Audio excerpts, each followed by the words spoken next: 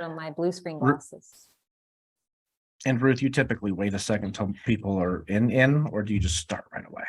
Yeah, I mean, take a couple seconds and then you can say hi. So I see the They're all in there. participant number you keeps got going. like 100 people in here already. So Okay, You well, we can can see just, the number of participants at the bottom. oh, I don't want to waste a second on this one because I'm sure we'll have a lot of questions. So thank you all for attending this symposium town hall panel.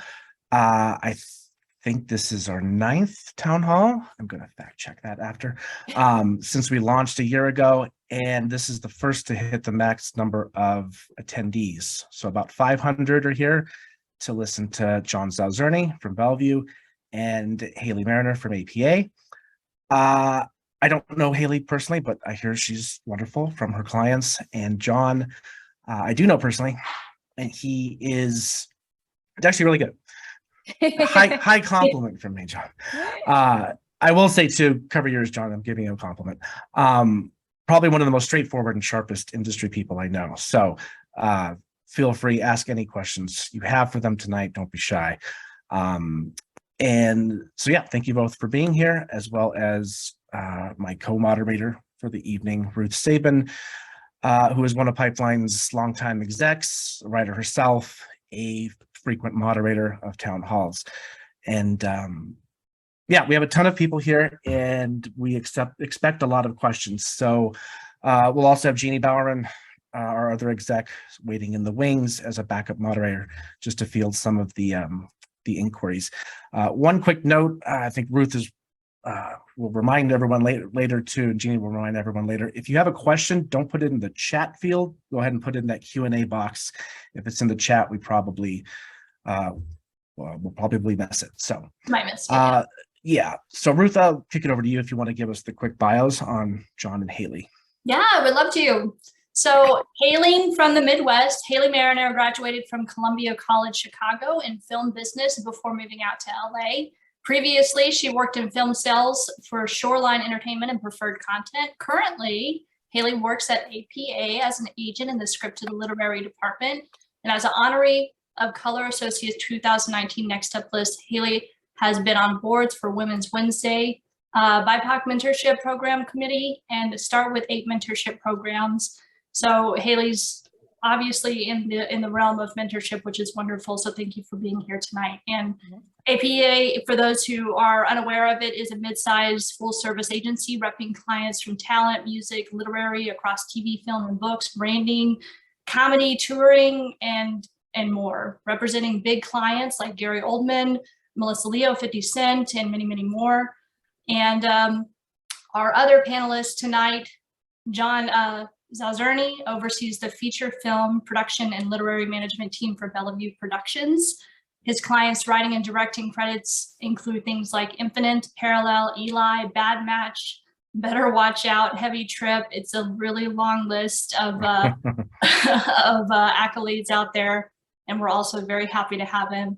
His clients have had 26 scripts on the last 7 blacklists, the annual list of the best unproduced feature scripts, which includes Blonde Ambition, the #1 script on the 2016 blacklist, Headhunter, the #1 script on the 2020 blacklist, and of course, our most recent Cauliflower, the #1 script on the 2021 blacklist that Pipeline gets to boast having discovered actually last year. So, and his clients have written all kinds of TV shows, you know, such as FBI International, Mr. Robot, Training Day, Tiny Pretty Things, Hand of God, among many others. And he was also an executive producer on the feature film Always Watching and Parallel, and produced Eli, which was released by Netflix. He most recently produced Infinite, which I actually personally enjoyed, directed by Antoine Fuqua and starring Mark Wahlberg. Is it Chiwetel Ejiofor? Is that how you say it? And Dylan O'Brien, which was released by Paramount Plus. All right. Chiwetel. We're gonna, I'm gonna get that down. when we do the recording, we'll edit like a correction over that. Okay, cool. Thank you. So real quick, how the format's going to work tonight. We're going to spend the first hour as kind of a general Q&A, some broad stroke pieces of advice. Ruth and I have kind of a short list of what I think are frequently asked questions to kick things off. And the hour mark, we'll take like a 5-minute break. And then the second hour is more attendee questions, or all attendee questions. And then anything that John and Haley would like to add towards the end there, and that'll be that. So to kick it off, and I have my first question. It's kind of a quick backstory question for each of you, just to get that out of the way.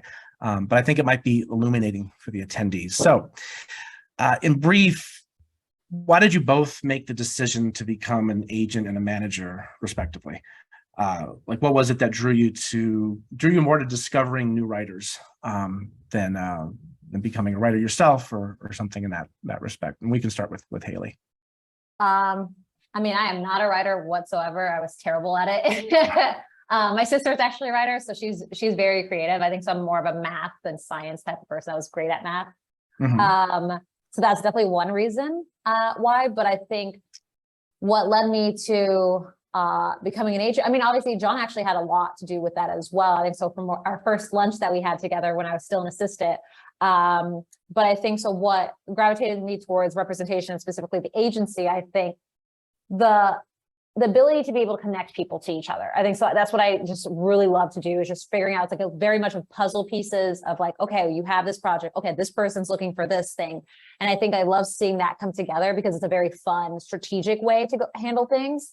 But also I think when you see the hard work your client has put into something for so long, and like, it's a grind. This, like, being a writer is no joke. Like, I have the utmost respect for it. It's tough field to be in.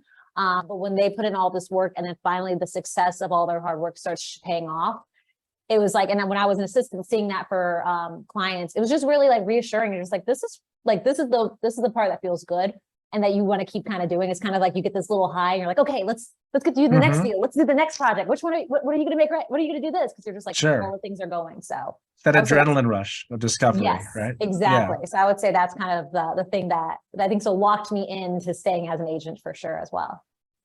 Great. John? Yeah, I mean, everything Haley said, is very resonant for me. I mean, I did try to be a writer for a number of years.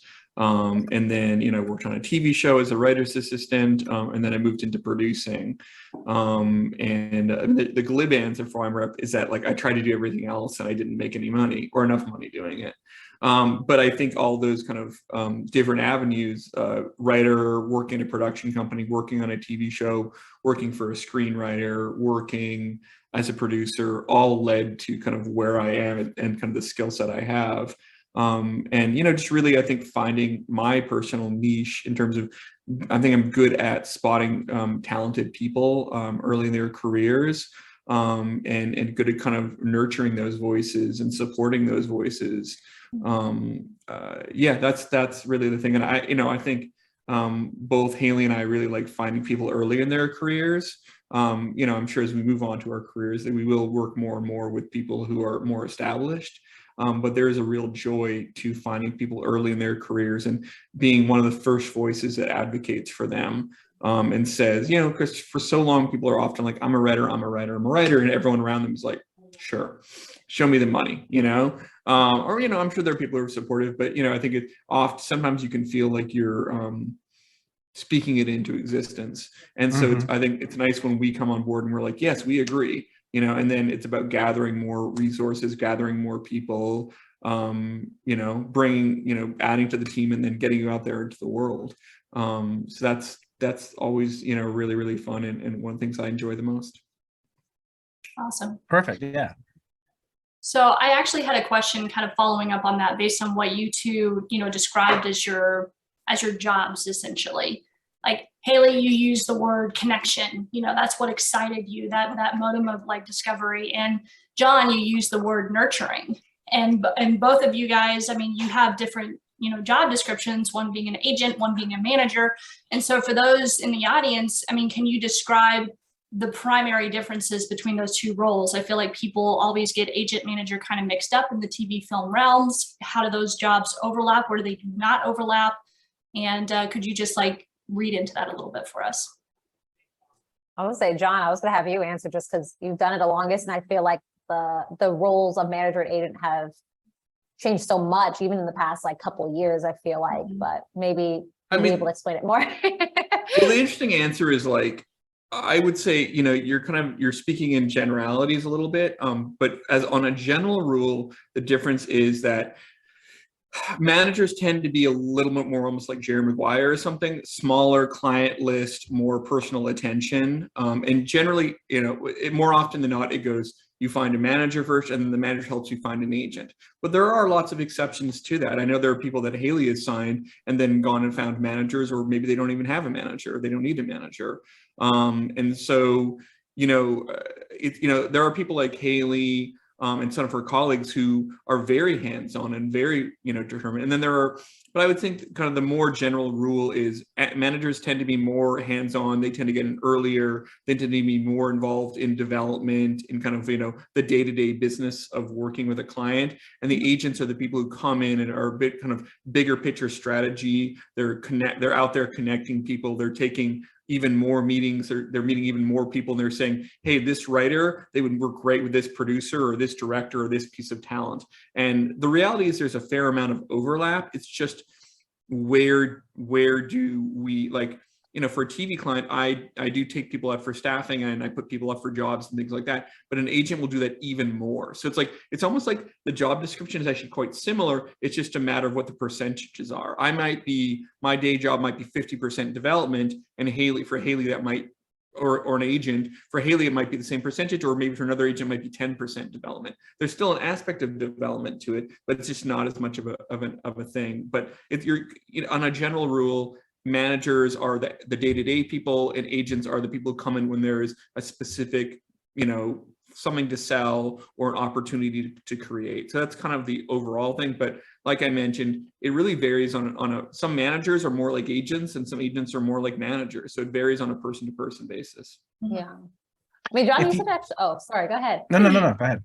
I was gonna say, John, you actually made a great point in terms of the percentage of like how, because I think that's the biggest way to do it, because as you said, there's managers who are very agenty and there's agents who are very just manager. Like, I mean, I'll do development with my clients maybe like 40% of the time, maybe 30% of the time. Just because, and again, because my list will tend to be bigger than a manager's list. I still try to keep my list pretty small, but it will tend to be bigger than the average manager. And then I think like the only other thing to add that's different, that's I guess the biggest difference between manager and agent is that managers are able to produce, they're able to produce clients' projects that they're passionate about and jump on board that way, while myself, I'm not able to be a producer on a project. I'll help probably put a project together alongside, maybe like John is like, hey, we have this client, we're all excited, we're putting it together, but John can actually go on set and produce, which I'm totally fine with because I don't like doing it.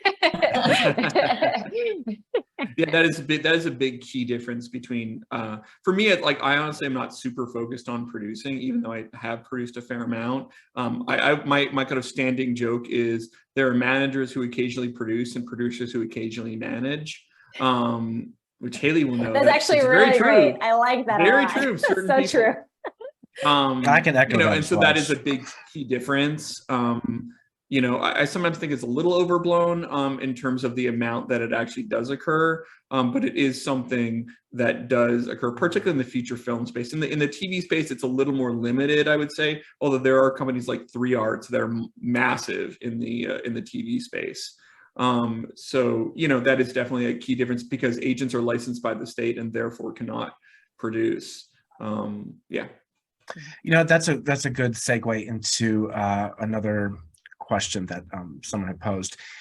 If you get signed by a let's say a bigger management company, not even a bigger management company, but a management company with a lot more the higher profile clients than you coming in as this newbie, what's the best thing you can do to kind of move your way up the totem pole after you're signed? I mean, to move your way up the totem pole, meaning like what's the best way you can do? What's the best thing you can do to help your new reps? Is it writing another spec? Is it constantly developing more stuff? Is it like not to feel like you're being lost in the shuffle?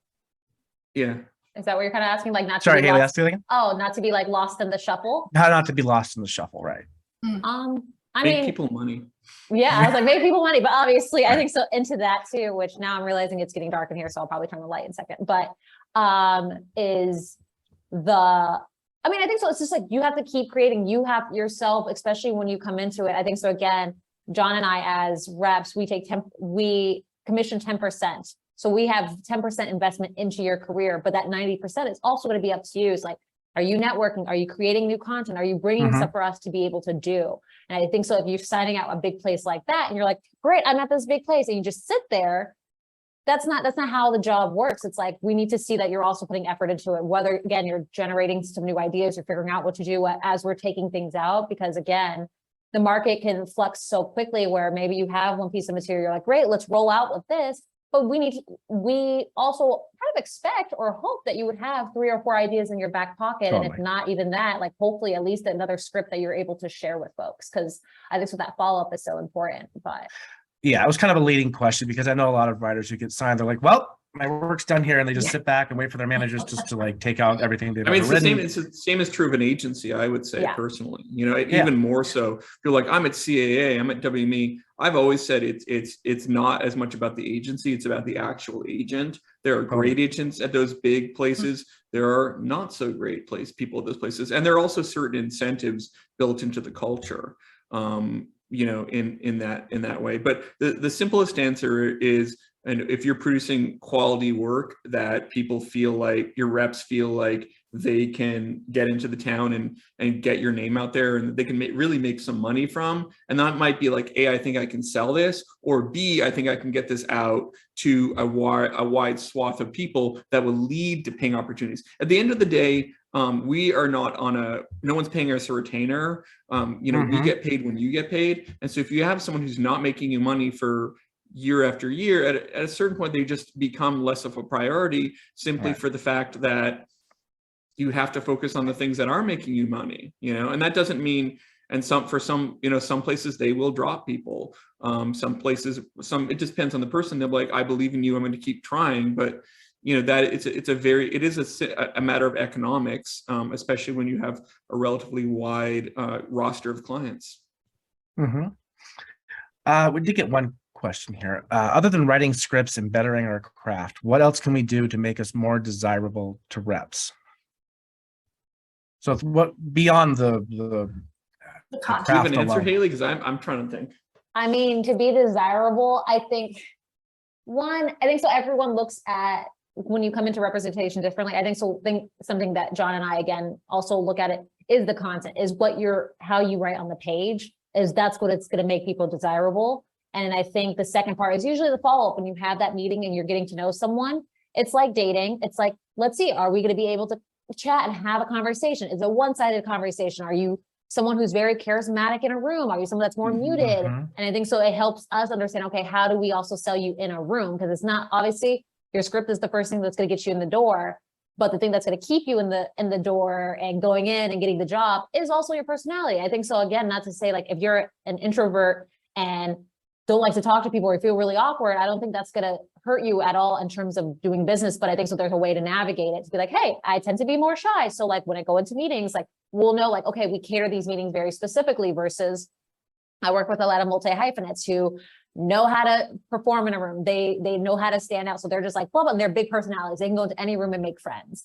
And so everyone is different in that way. So I think so knowing who you are as a person when we meet you is something that is really important. And also I think so what we know what your expectations are, because I think so there's a lot of, again, similar to dating, when you talk to someone or you hear red flags, you're like, I don't know about that. And that helps us. And I think so it's also a chance for you to get to know us as well. Cause I think so again, everyone thinks it's like, oh, I meet the first rep ever. You meet us at an event and you're like, this is the person that has to be my rep. It's like, maybe we're not the right match. Maybe we're someone who can help you advise. Maybe when you get other managers or something like that, maybe we'll just be friends and you'll be having a successful career, but we're able to help you navigate it with someone else who maybe is a better fit. So I think the desirableness is, first, it's really like having a good script that we respond to ourselves. Again, everyone responds to different scripts. I remember I read one and I was like, eh. And then my colleague signed that person and that person has taken off. And I'm like, well, I don't get it, but that's just not my taste. So again, everyone has There's different someone tastes. I passed on that then Haley signed, and I've been banging my head against the wall ever since. That's a good guess.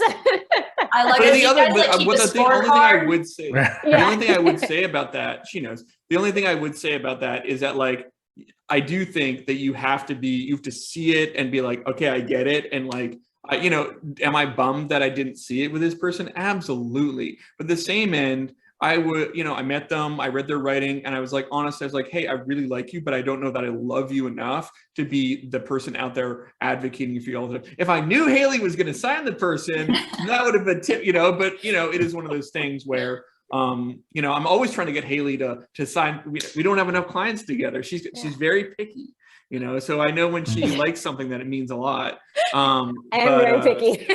But you know, to answer, to go back to the question, I think when Haley said it's great. Look, the writing is. I always say the writing is what gets you in the room, but what keeps you moving can often be: are you a people don't like to hear it, but it's true. If you are a charismatic individual who automatically, you know, engenders relationship, people are like, I gotta find a project with that person. They're amazing. They're so cool. Not only do I like their writing, but I also love them. You're just going to go further. And so I have had clients go and take improv classes or other things to get them to loosen up.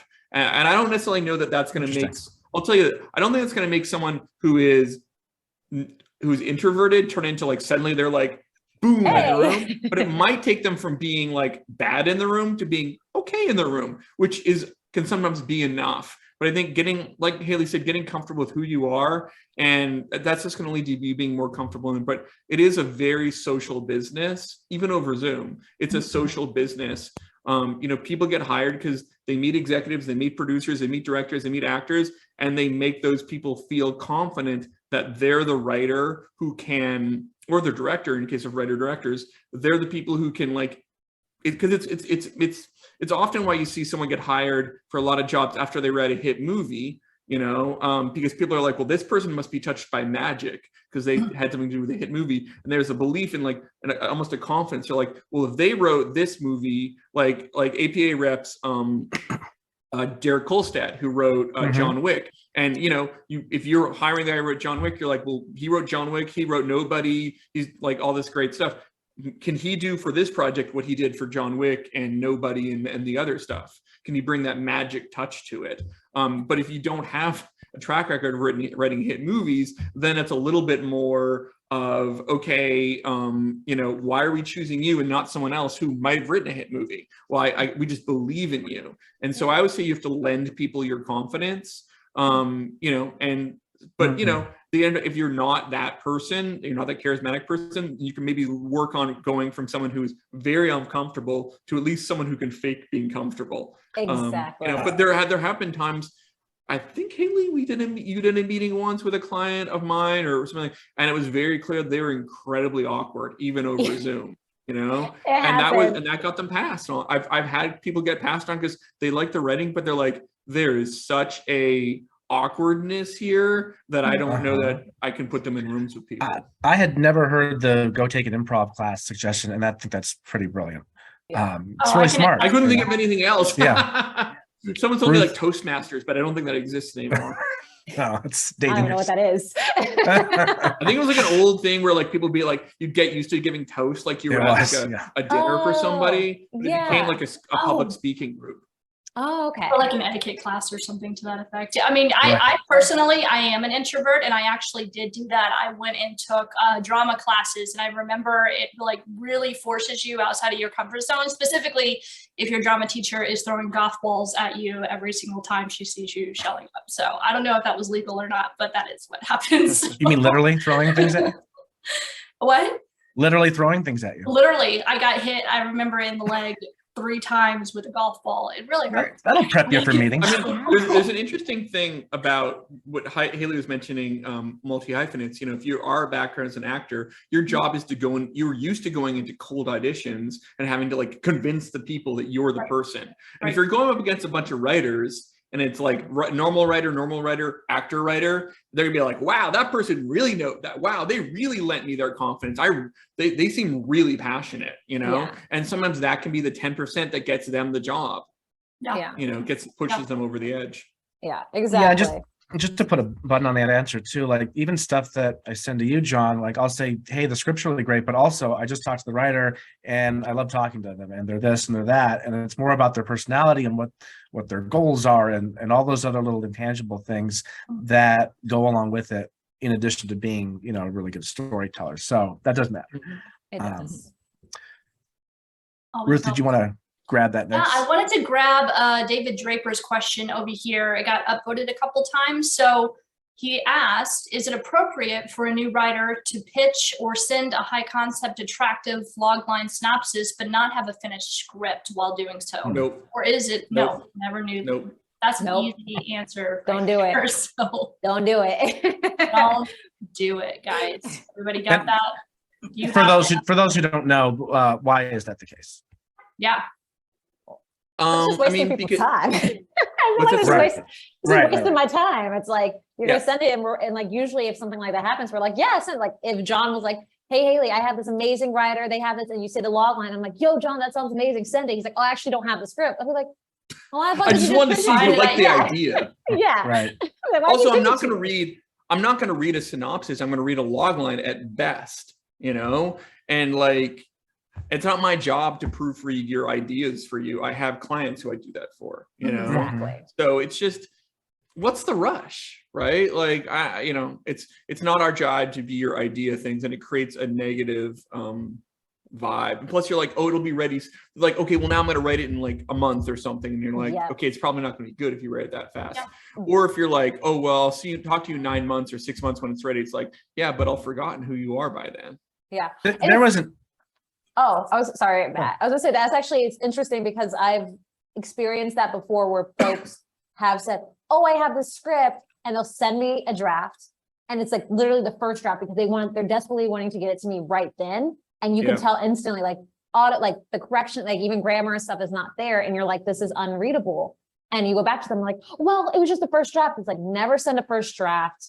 Like that's your first impression. I've had folks before where I've met at like a convention or something like a convention, but like Yeah. an outing or something like that. And they're like, hey, and you talk to them, and the writer's like, hey, I'm actually working on the script. Like, I would love to stay in touch. And once I have it ready, I was like, yeah. And so like, if we exchange emails or something like that, then it's like them just staying and like, hey, I'm working on it. I'm excited to share it to you when, and like even having that email chain. So if like, for me, 6 or 9 months come by and they're like, hey, I finally read it. Like, finished it. Like, if you ever have time to read, here you go. And it's like, great. That means you took the time to really put it in a good spot. And like, you were Mhm. actually being very catered versus thinking like, oh yeah, I'll just send this to you and just go ahead and do this, because we read so much. Like my pile is so high that like to send something that's not prepared and ready pisses me off more than anything. Yeah. It also Yeah. makes you seem Right. unprofessional. And I think that's Yes. one thing we're always looking at, is because, you know, not only do we represent our clients, but our clients represent us. And if we're putting you into professional situations and you're already acting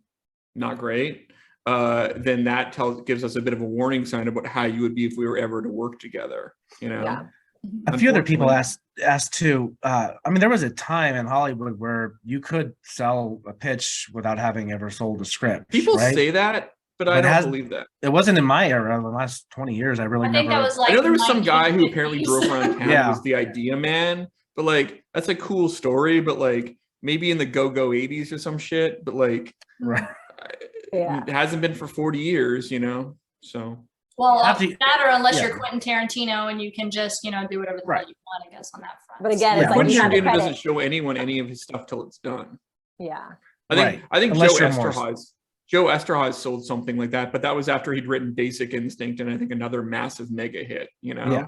Well, that Um, helps. Yeah. Yeah. So, you know, but again, it's a different, I do think if you were, I'm trying to think of like the hottest writer in town or something, and they went in, they're like, yeah, I've got this paragraph or something, then someone who really trusted them would be like, you know, okay, yeah, sure, we'll buy it. But then the situation you've created for yourself, by the way, the situation which will not happen for 99.999% of people, is there's one buyer that will buy it, but there's 5 other places they'll be like, what the fuck, a paragraph? And then you're in a situation where you have one buyer, and so you don't have a lot of leverage. Whereas it would have been better just to write the screenplay, then you could go out to 5 to 6, 7 places and have everyone bidding on the same thing.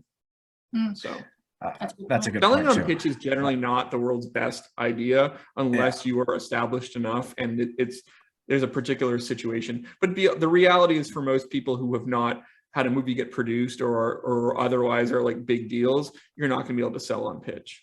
Right. Yeah. It's tough. Got another one for you. When you're considering whether to represent someone, are you also considering their genre diversity or how they can shift with the market as it develops?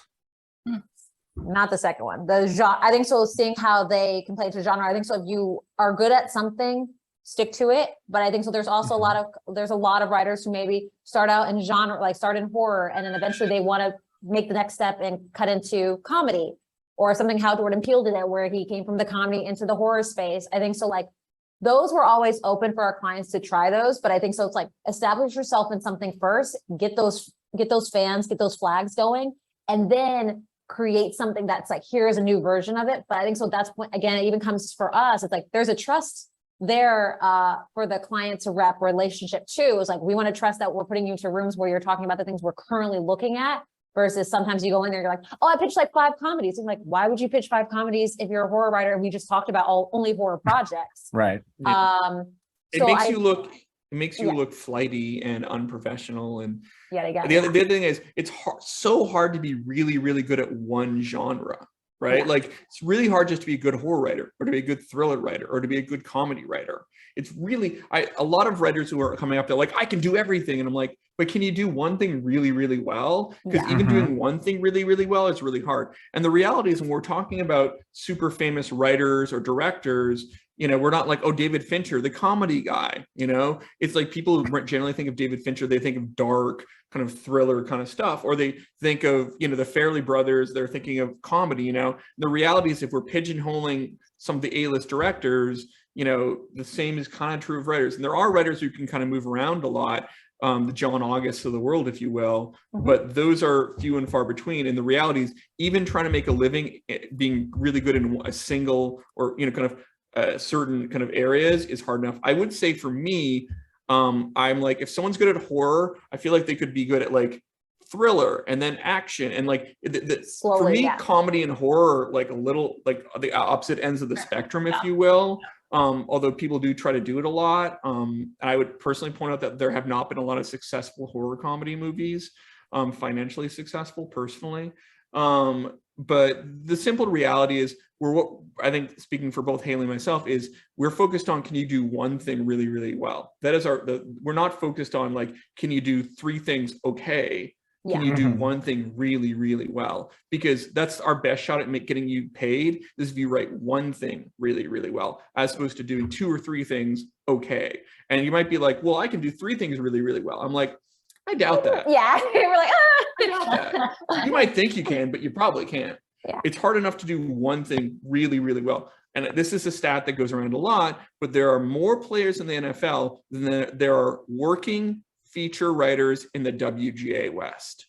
Like, that's how hard it is to be a continuing working writer, and the level of quality. And because this is particularly features, but Haley, Haley is a features person, and I do both. But just speaking about features, if you're going up for an action or a thriller opportunity, or something like what do we call an OWA, an open writing assignment, you are most likely going up against people who've already had movies produced, maybe even some of your heroes, oh, I'm going, and then this, oh wow, they're also pitching on it, so it's one of those things like, my wife was pitching on the Barbie movie, and it was going great, and then Greta Gerwig's like, actually, I think I'd like to write a Barbie movie, and I can't get into details, it all ended up kind of working out, but it was one of those things when, like, you're doing great until Greta Gerwig raises her hand, and you're like, okay, that's hard to compete with Greta Gerwig. So that's one of those things just to be aware of, is that to even do one lane is incredibly difficult. Yeah.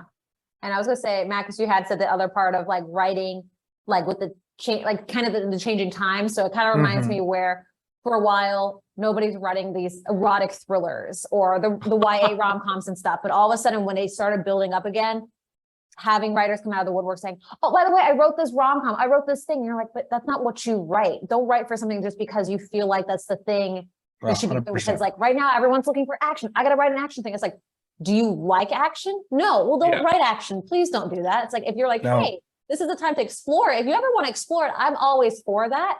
But again, I don't think it makes sense, because they're like, oh, people always, or like you come from kids work and you're like, people are like, I've always wanted to write a genre thing. You've always wanted to, go take a shot at it. We'll see if it makes sense. But you're doing it because of what the market is saying. That's the thing that, or what you think the market. I cannot tell you the number of people. It's the go-to move is, I wrote a horror movie because horror movies are easy to write or they sell all the time. I have heard that more than I've heard anything. It's always like, I wrote a horror movie. Oh, do you like horror movies? Oh, no, not at all. But they're easy to make. So I figured, and I'm like, they're not. They're not. And I've done horror probably as much or more than anything. So I know it really, really well. And it's very hard to find an original, interesting horror concept to some degree because so many people have written shitty ones because they think horror is an easy thing to do. By the way, Haley, and we always talked about erotic thrillers, not you and I personally, but all this talk, they never fucking made any. No, they haven't. They It was hilarious. And they still ask for it in the market. Except for Deep Water. And that one, that Ben Affleck and his former girlfriend, it still went straight to streaming. Yeah. And nobody. And had a famous director. They never made any erotic thrillers. And I think and rom-coms are supposed to be back. They never really came back though. No, I think it's one of those things where they're like saying like, this is where the market is. And it's like, yes, that's where people in the market are excited for. And I think so one thing John and I and other reps try to do is we're the tastemakers. We are trying to make sure we shift it. Because yes, the studios will be like, I want this. But until you bring them something that has not been seen yet, or something that's really fresh and new, take on something, they're gonna get excited about that. And then all of a sudden it's going to be like, we want to make all this. So instance, I know, and John, I don't remember if you ever heard this, but like when Borat did really well during the pandemic, everyone's like, we want to find our Borat. And that's like, that's a ridiculous request. No. I was like, Borat is Borat and it's there. Like, that doesn't make sense that you would, as like, even if I brought something to you that was similar to that, you would be like, oh, it reminds us too much. It happens all the time. They're like, we really want X. And you're like, here's X. And they're like, yeah, but it's not exactly X, whatever X was. Yeah. And also we'll have clients and they'll be like, so I just had a meeting, change everything. They want erotic thrillers now. And then we can be like, they've been saying that for 3 years and they never bought a single fucking one, you know? And it's just, and we have the institutional memory. Like there is a project, I won't name it, Haley, but I think you know the one, because we have had clients go after it, that they've been looking for a writer on for over a year. And every single time, you know what I'm talking about? The remake of, you know what? Oh, yes. Oh, I know exactly which one. The one. And like every client's like, oh my God, I just met with big production company. They're looking for writers on this. And like, they've been it's a rush project. And we're like, they've been looking at writers for that for over a year and a half now. And we've had 3 different clients pitch on it. And it is a total, they don't know what they want. Yeah. You know, so we are able to kind of look at that and be like, hey, here is what's really going on. Exactly. Institutionally, because they say this, but you'll spend 3 or 4 months working on it and then you'll get it and you'll realize, oh no, they've just been hearing, they don't know what they want, but they apparently have a good idea what they don't want. So it's what, you know, it's funny. There are a lot of properties in town that are just like, I think of as cursed properties because they're big pieces of IP or remakes, but no one really knows what they want to do with them. And so it just ends up in this circle and it draws in a new hot writer because the new hot writers, I've always been a fan of this movie or this toy or whatever. And then they waste time on it. And then, but no one will ever pull the trigger because for whatever reason, like there's a car property and they're like, I won't say what the property is, but it has to do with cars. And they're just like, okay, this property concerns automobiles, but the cars can't talk like in Cars, and the cars can't transform like in Transformers, and they can't race really fast like in Fast and Furious. so like, here, but not like that. But find the other thing, and you're like, but what's left? There's not a lot left. Exactly. I don't know what's left, and no one has ever figured out what's left. It's about a parking lot. Yes, exactly, with a whole bunch of cars. But I think to say that, for instance, if you are a writer that loves to do erotic thrillers and you're good at it, that will come through. So I think whatever, if you're already writing something like that versus don't move yourself to the market, write what you're excited about. I always tell clients absolutely. That's if you love it and you're already in on it, go for it. It's funny. I was talking about my wife, Elise Hollander, who wrote, who's, by the way, whose office this is. This is Elise's office, not my office. My office. It's very pretty. They're doing a book. They're putting up one of these bookcases in it right now. But this is why this is Elise's taste, which is very glamorous and classy. But Elise wrote Blonde Ambition, the Madonna biopic that topped the 2016 Blacklist. And I swear to God, when Elise was still running in 2015, she turned to me and she's like, "No one's going to care about this. Nobody cares about Madonna. Nobody cares. Nobody cares. Nobody's going to like." She kind of had that momentary freak out, and I was like, "No, we care." So I think I have to believe someone else is going to care. Exactly. And then it came out, and it was the year of Me Too. It was really the year of re-examining all. It was kind of like part of that thing when people started it was kind of like the O.J. Simpson documentary. You kind of re-examined the female DA from a different point of view and from her perspective and things like that. And so it really fit nicely in. Plus, it's an amazing script, but Elise didn't write it to try and fit into a certain time. She also didn't write it thinking like, oh, if I write this, I can get a career in music biopics or music movies, which she has since gone on to write a bunch of music and music related projects. But it wasn't a coherent strategy. It was something that she thought was really interesting. And so she just followed her gut, and it led to a career, writing a lot of music movies. But she likes music, so it's not a problem. But it came from her, something that she felt strongly about and something she liked, as opposed to looking at the market and being like, given all these market forces, what is the best thing to write? Because it took like a year and a half or a year for her to write that screenplay. And so if you're sitting at it and you're like, what does the market want right now? By the time you're done with the script and it's good, the market could easily have shifted and changed, or someone could beat you to market with a similar idea or whatever. So at a certain route, you have to write from your heart. The only thing I would say is, don't write a Western, you'll break your heart. I'm just kidding. If you really love Westerns, but I would say, weirdly, I would say as reps, and Halle, I don't know if you've ever thought of this way. I think to some degree, what we're doing is we are giving you the percentages. So if a client came to me and said, I want to write a Western, it's gonna be $100 million Western starring teenagers, and I don't care. I just have to write it. Now, number one, Westerns are the number one thing that nobody wants in this town. I can meet with company, they'll be like, we'll do anything. It's just not a Western. And then the second thing they would say is nothing starring teenagers. And that's because there's no teenage movie stars, nobody. And then the third thing they would say, and nothing expensive unless like it's somehow validated by the concept. So $100 million Western starring teenagers is like the hardest thing you could ever do. But if a client said, I've got to do it, it's like, I'd be like, okay, but just know it's probably not going to sell. And here's all the reasons why. And also, if you write a really good Western, it's going to be hard for people to like, if someone's like, God, I wish we would hire someone to write a Western and be like, here's your sample. But if someone's like, oh, we really want to write a contemporary murder mystery thriller, it's hard to use the Western as a sample for that. So, but I really do think part of our job is essentially when a client wants to write something, we look at it. If they really want to write it, they can do whatever they want. We're not their bosses. But I say, hey, if you write this, I think there's maybe a 5 to 10% chance we can sell it, Yeah. And if you know that and you're okay with that, just don't be upset when we take it out and nobody wants it. Whereas I'll never be like, this is 100% guaranteed to sell, but I'm like, I feel really, really good about this. Exactly.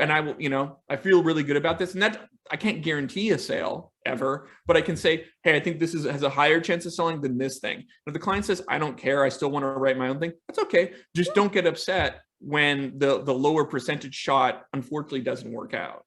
Right. So that's kind of how I've kind of seen it, as almost being like, we know the market and we can say, hey, given this, I think this, because we're talking to people all the time, but at the end of the day, you have to write your own thing. Halle, does that? Yeah, I was gonna say, and then I saw someone make a comment about Yellowstone. So Yellowstone, for instance, it's a TV show, and Taylor Sheridan, and also someone who is a credited writer who has done some amazing movies, and he does a lot of these specifically as like I had someone, they used to call it red state films. So they always take place in kind of red states, but they're these like gritty but very sophisticated films. Neo-Westerns. Yes, neo-Westerns. Thank you. And so that's different. And like, yes, people will ask for it, but again, 100, specifically what John's saying, 100 million with teenagers. So we're always taking those things. So I think there's those kind of things. And again, TV market is so different than the film market as well, because I think so sometimes with TV, obviously they'll take risk, but it's a lot harder. It's like, especially if you're a new writer into the business, they could buy your script, but doesn't mean it's going to get made. You have to have a supervisor on it. You have to have this, there's all these other steps you would have to take. And again, it's all the things that hopefully as reps, we're able to be a part of to get you to that level where you can sell a Yellowstone, where you can sell, I think so someone just said Westworld, something like that. But again, even Westworld is like, has a sci-fi bent. That's a remake.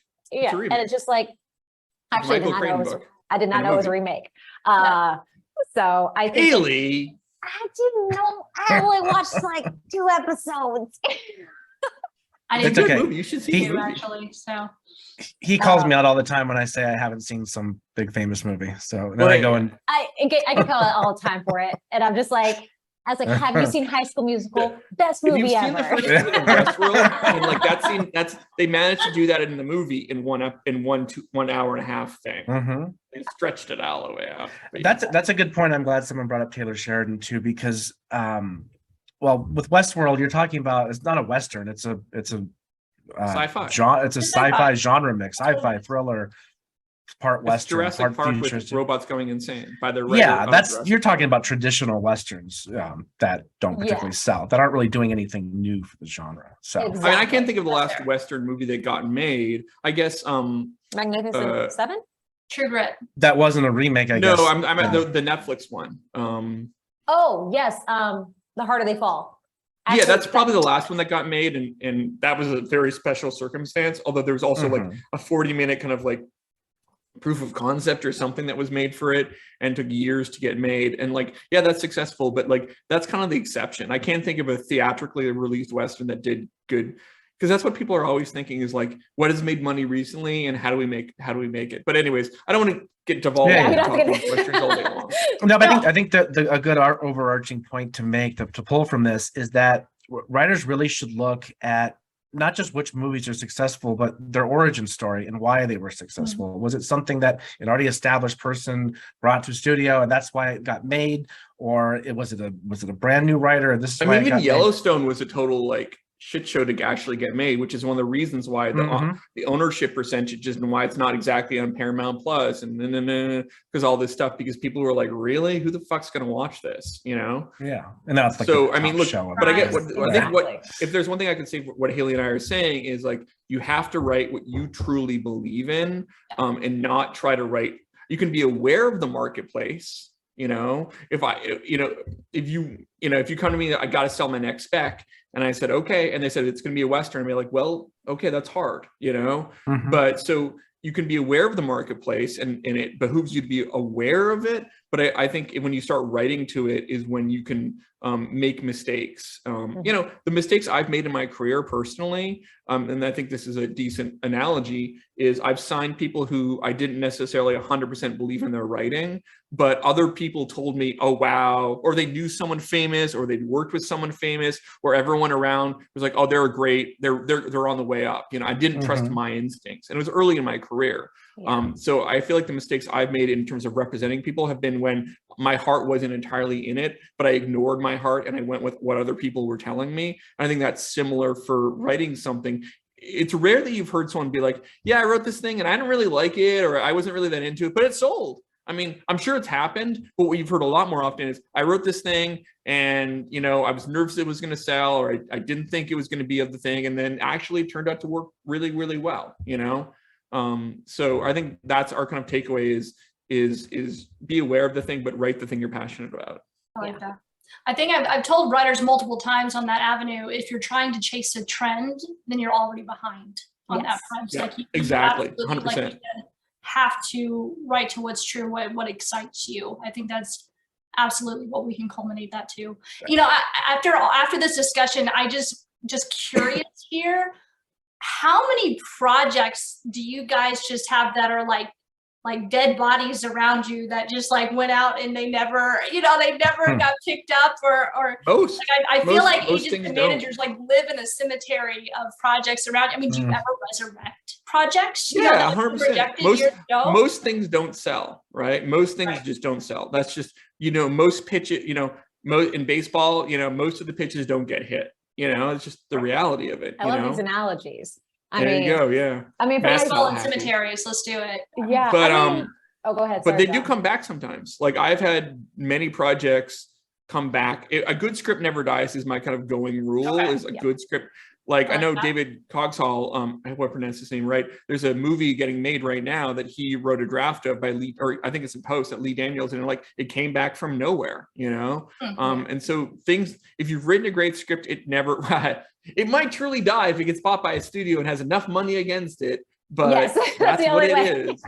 But no, yeah, and So I think, yeah, sorry, John, to just No, you go. keep back off of you. It's like, I think so the part that I love about features, and then like I tell this to clients, it's like your script won't ever, especially it's like, unless as obviously by a studio, there's a lot of money against it, but in terms of the overall concept, a script will never really die. Like, yes, sometimes it'll get really cold. Maybe it doesn't make as much sense.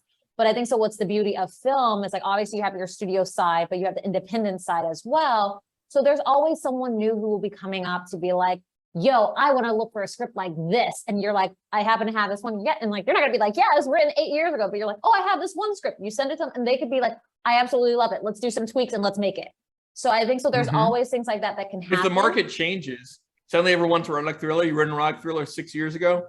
Maybe it works. Yeah. Maybe you got to dust it off if you have to make sure it stays relevant. There's not like a person or reference in there that's too old or something like that. But Everybody's I think, into MySpace. yeah, exactly. Everyone's into Update things a Friendster. little bit. Yeah. No, Yeah. I mean, that can be very heartening for writers who feel like they put their heart and soul into a project. You send it out, doesn't get picked up, and it's like it kind of rips out of your chest a little bit there. But I mean, if there's opportunity for like projects to be resurrected, I think that can be, I mean, wonderful on that front. And There is opportunity. I wouldn't say it always happens. And sometimes you have to look at the project and be like, what do I learn from this? You know, like I had a project we took that I thought was 100%. I was really sure it was going to sell. It was just such a great idea. And what we realized was there was a casting issue, which was the main character. It was about a father and a daughter. And it was written for like a father to be, I don't know, in his like 50s or 60s, and then have a daughter in her 20s. And we realized when we took it out that most actors in their 50s or 60s, they don't want a daughter in their 20s. They want a love interest in her 20s. And so they're like, I don't want a daughter in my 20s. That makes me seem old. And I was like, oh boy, I'd never realized that. And I realized it now. That's interesting. Right. I learned that about like actresses. They like, if they're like in their 40s or something in real life, they still want to have a kid that's 2 years old. So they're still very young. Like they want to play their 30s. Yeah. They want to play their, even if in real life, they have teenage children. Yep. It's so fascinating.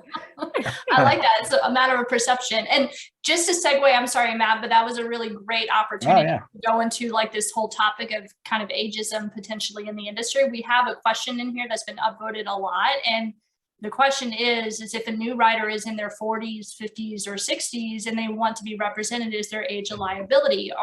Are you guys particularly seeking younger writers in their 20s and 30s? Are younger writers more desirable? No, I mean, for myself, I don't think age is an issue. I think so. Again, it's what's on the page. I mean, a story I will share with this group. I remember one time when I was a coordinator still, and we talk about just different potential clients that have come in and all this stuff. And there was one person who had came in, and I think they were probably about 55 or something like that.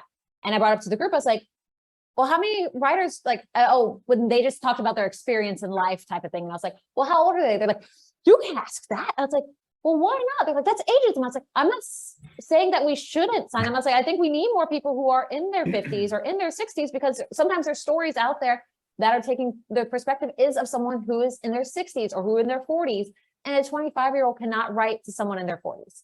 It's like they don't know that experience. And yes, I work with a lot of young writers, but obviously they write teenagers, they do this, like, because they have experienced that. But they're like, I'm going to write someone in their 80s. I'm like, unless you're writing a biopic of your parent and you can actually get this information and understand that thing, but it's like you're still not going to understand the experience because you have not lived that life. So I think so anyone who is older than the age of 40 or 40 plus, I think so it's like there's still a market there. And I think so it's something that people should take more consideration for. I think so in the newer space, but again, I think so it's going to come to making sure your script is just has this, I would say, freshness, not as like, it doesn't feel like, okay, I'm writing in a sense that I'm like, it's not even like how it comes off. I think so it's one where like, it feels static. I think so it's just going to come to like, your project just still has to feel like, okay, it's going to still speak to all audiences and everything, not just the fact that you happen to be old. And it has to be relevant is the word I always use. Like, how does it feel relevant? Relevant can have a malleable definition, right? Yeah. I want some hello fellow kids shit.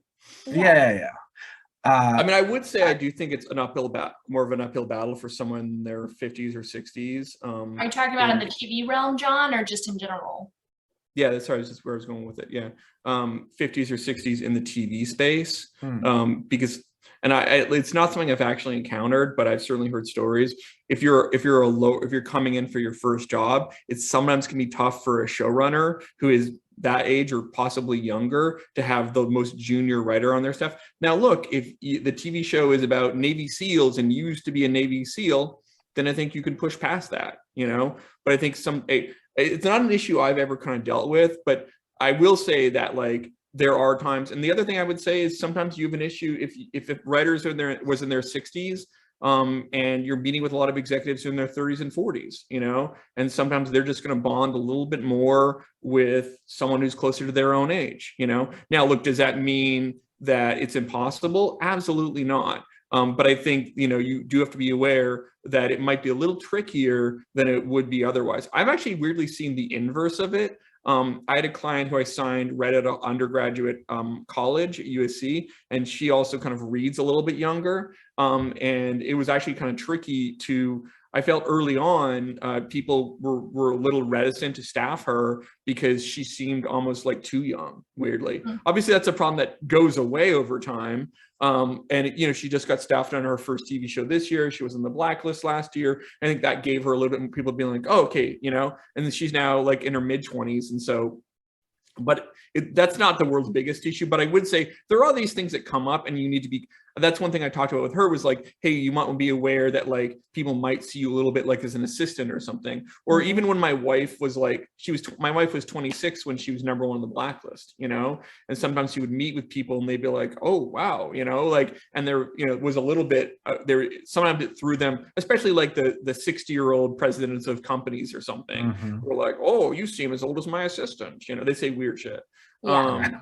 So, you know, there are things, I would say, to speak to Haley's point, I don't think it's like, or agree with Haley, I don't think it's insurmountable, but I would say you sometimes have to be a little bit aware of like what unique situations or issues might potentially arise and how do I kind of like address those. Yeah. So, oh, that's good. We don't even need moderators. You guys could just talk and have all this insightful stuff for hours and hours. This is great so far. Let's take a 5-minute break. Before we do, I just want to address one quick question that I already know the answer to. Are managers and agents more reluctant to sign a writer if they're from another country, meaning outside of the US? I think for TV, it would be tricky. Yeah. Mm-hmm. I think for TV, it would be tricky. Like you're still based in the other country and you want to like get staffs. It's like, I think, yeah, if you want to work in TV, you got to move to LA. Unfortunately, that's. You don't have to be in LA. You can be in America. Like there's still a lot of Zoom rooms. LA would be preferable if you're a TV writer. For feature writers, I have a fair number of clients who are outside the United States. It doesn't matter as much. No, it doesn't. I mean, look, you'd want to speak English decently well. I mean, that would be reflected in your writing and in your meetings and such. But it's not the world's biggest. It's not for features. I don't think it's a huge issue whatsoever. For TV, I do think it could be an issue, especially like if you're in, I don't know, Italy or something, and you're doing a Zoom room.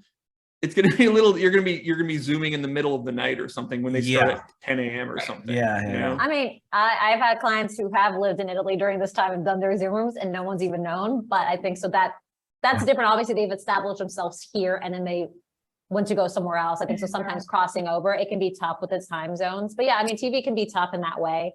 And again, somebody had mentioned quickly about a visa. If you're in another country, doing it, you're okay. But if you're coming here, obviously having the visas and stuff, it's a whole nother obstacle. But I think so being a really great feature writer and working internationally is fine. I have a lot of clients that work, like I have one who works in Pakistan all the time. And so like, it's the times, I don't know how he does, he's a fucking night owl, but it's like, it's one where it works because it's like features is his #1 priority. And obviously developing TV is another thing for him too. So I think so it's just depending on the subject and the stuff you want to do, but. All right. On that, take 5, as they say in Hollywood. I don't know what they say in Hollywood, but let's take 5. We'll reconvene here at about 5:06, 5:05. Well, why don't we hop back in? Ready, Matt? Yes, let's go ahead and do that. And just to address Jeannie's question first, for those who are away, which is probably most of you,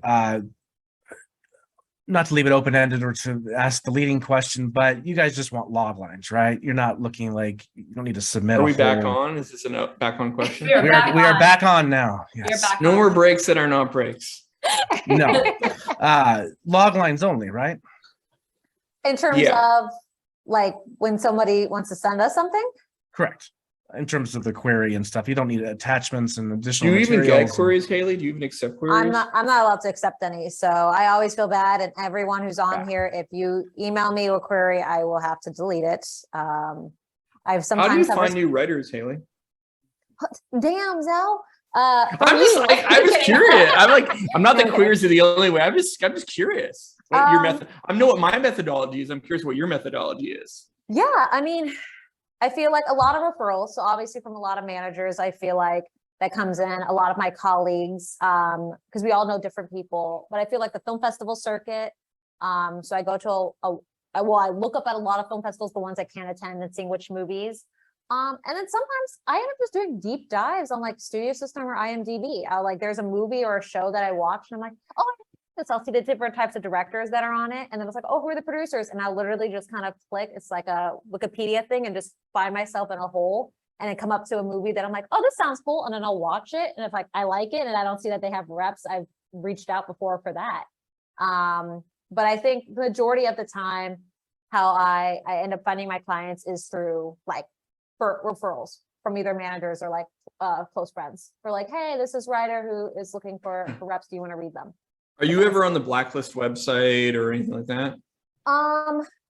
I am, and I've used it to read scripts for clients. So like director clients that I have, like trying to find scripts for them. Oh, interesting. So I've used it before for that. I mean, and actually even writing competitions, I've read the Nichols. I feel like I've been burned about that every so often. But in terms of even writing competitions, I've had clients from those as well, which is nice. I think I've only had one client from a pitch, which she didn't even pitch to me, but it was from John, who said, you have to go talk to her. And she became my first. Who was it? client. What was that? This is Danielle. You didn't realize you're the one who set it all up. She became my first client. Oh, wow. Your first client? Yeah, let's through that. Oh, wow. That's the regret I was mentioning. That was a regret. No, I'm sorry. Yeah, he introduced me to her at the dessert. I was like, table. here's some great people. Yeah, it's like I heard her pitch. It's great. And yeah. I've never like I went through all the USC writers and I was like, here's the cream of the crop. Yeah. That's how much I love Haley. And she's like, great, I'll sign this person and they'll have be like, is she like upper level writer at this point? She is. She's been crushing it. with a buddy of mine as her manager now. Crazy. Yeah. So you know what, on that note it. too, you're never going to be able to catch every potential It's talent, particularly funny right? when you're like, this person's really talented. You should 100% sign them. I'm too stupid to do so, but I'm sure you can do that. The one that got away. I forgot. You know what? I forgot about that, Haley. And that's how I tell everyone that story. I was like this manager, and I never blast her name when I tell people like on like Zooms and stuff. I never blast her name. I should just blast her name because everyone can come to you. Totally, just do it. They know you're a tastemaker. He was smart enough to recognize a great talent and too stupid to sign it for himself. Like he handed her to me, and I ran with it. You know, when I would meet with all the USC people, I think I signed someone and I was like, who else should I try to sign from your class? They're like, oh, Danielle, 100%. She's like the most talented of us all. So I think we met twice. And I was like, wow, this person's really cool. I don't know if I'm the right person, but maybe Haley, like, you know. You were great at it, yeah. Yeah, John, you definitely do not have any level of regret over that signing for sure. It's just yeah, I can tell. There's every no detail. It's all vivid. I remember it now. I did not remember. I forgot that I literally had gone through all the USC because I take the USC. They have like a pitch fest thing, and even if I don't go, like I didn't go this year because I was up in Canada visiting my family. But I always go through the book and I look for people. And I think we signed someone out this year as well. And so I always go through that book really closely because it's a great way to find people is USC. We do the same thing for UCLA and LMU because they're all the local schools. That's actually the perfect transition for my next big question, which is not just where do you both find people? Because we kind of have an idea. I just asked you. Right. But like, well, let me revisit that and go to one of the other questions first, because I want to try and get to as many different questions as possible. But I do Well, have John did mention the blacklist, right? I mean, do you Yeah. comb through the blacklist? The blacklist website. Okay. Yeah. Well, I mean, I find people from the blacklist website. I find people from queries. I find people from obviously Script Pipeline and other other prestigious competitions, Coverfly, and yeah, like in queries. And like I found Headhunter, which is #1 script back in 2020 through a query. Right. My client who I just tweeted about his movie Rapping, which Nidhi and Bon Jovi produced and stars Eric Naum.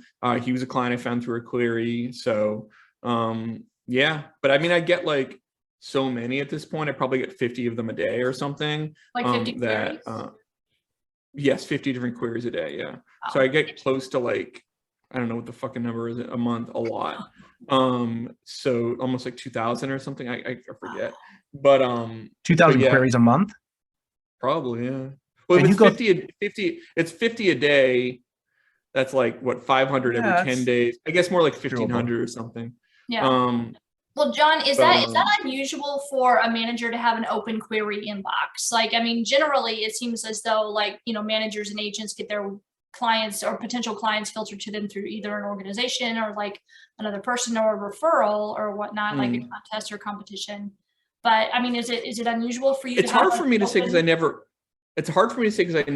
I didn't work at other management companies. So I remember I was on a panel in Austin and someone's like, is it true that managers only sign people off referrals? I was like, that's crazy. No one would only ever sign someone off referrals because then you're offloading all your work to someone else. You're basically saying until someone else pre-approves it, I don't read. And I was like, I sign people off of other things. And then this manager next to me, who's the other manager in the panel, was like, I only sign off off referrals. And I was like, oh. But then it was like, it was crazy to me because it was like she's like, either from a client has already read it or my assistant's already read it. Then I was like, kind of like, what the fuck do you do?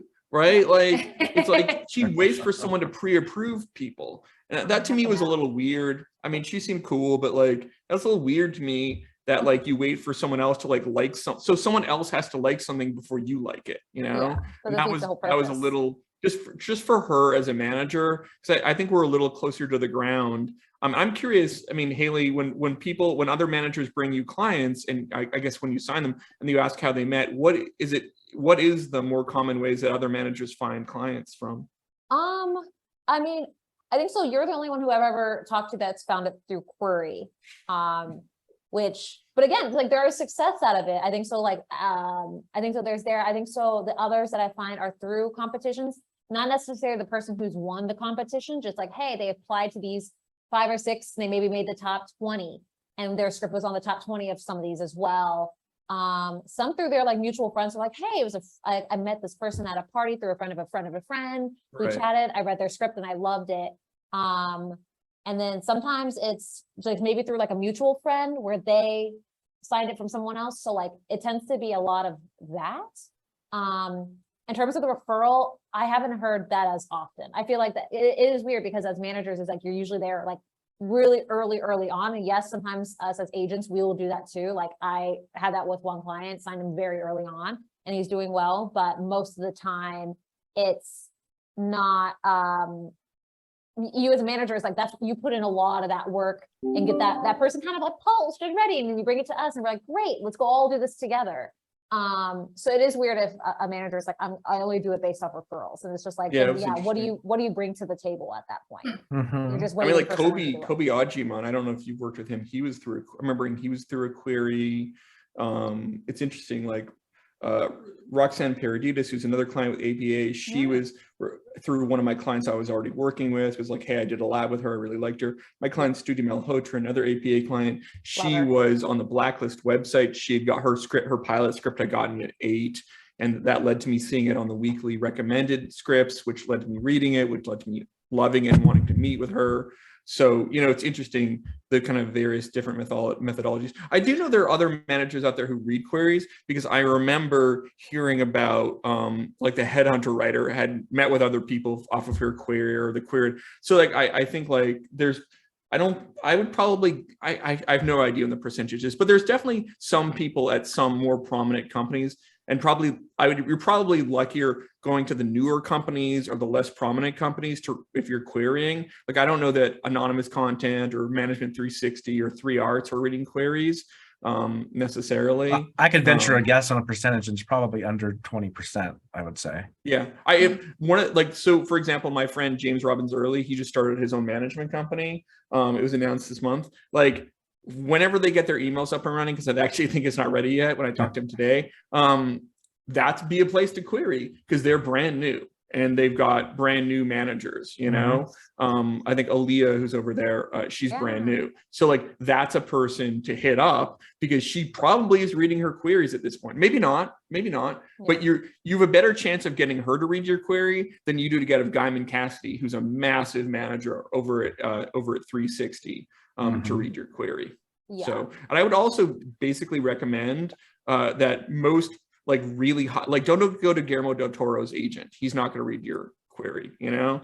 But if you go to someone who just got promoted, maybe, you know, it's look for the people who are looking to establish their careers, as opposed to the people who are already really established. Yeah, and for us at the agency, it's just very we don't want to get into any issues if it comes to it. Like, obviously, if you send something and then I'm like, yeah, send it over, then you see that a client of mine's happened to write something similar, all this. So it's just like, it's more of a protection for yourself.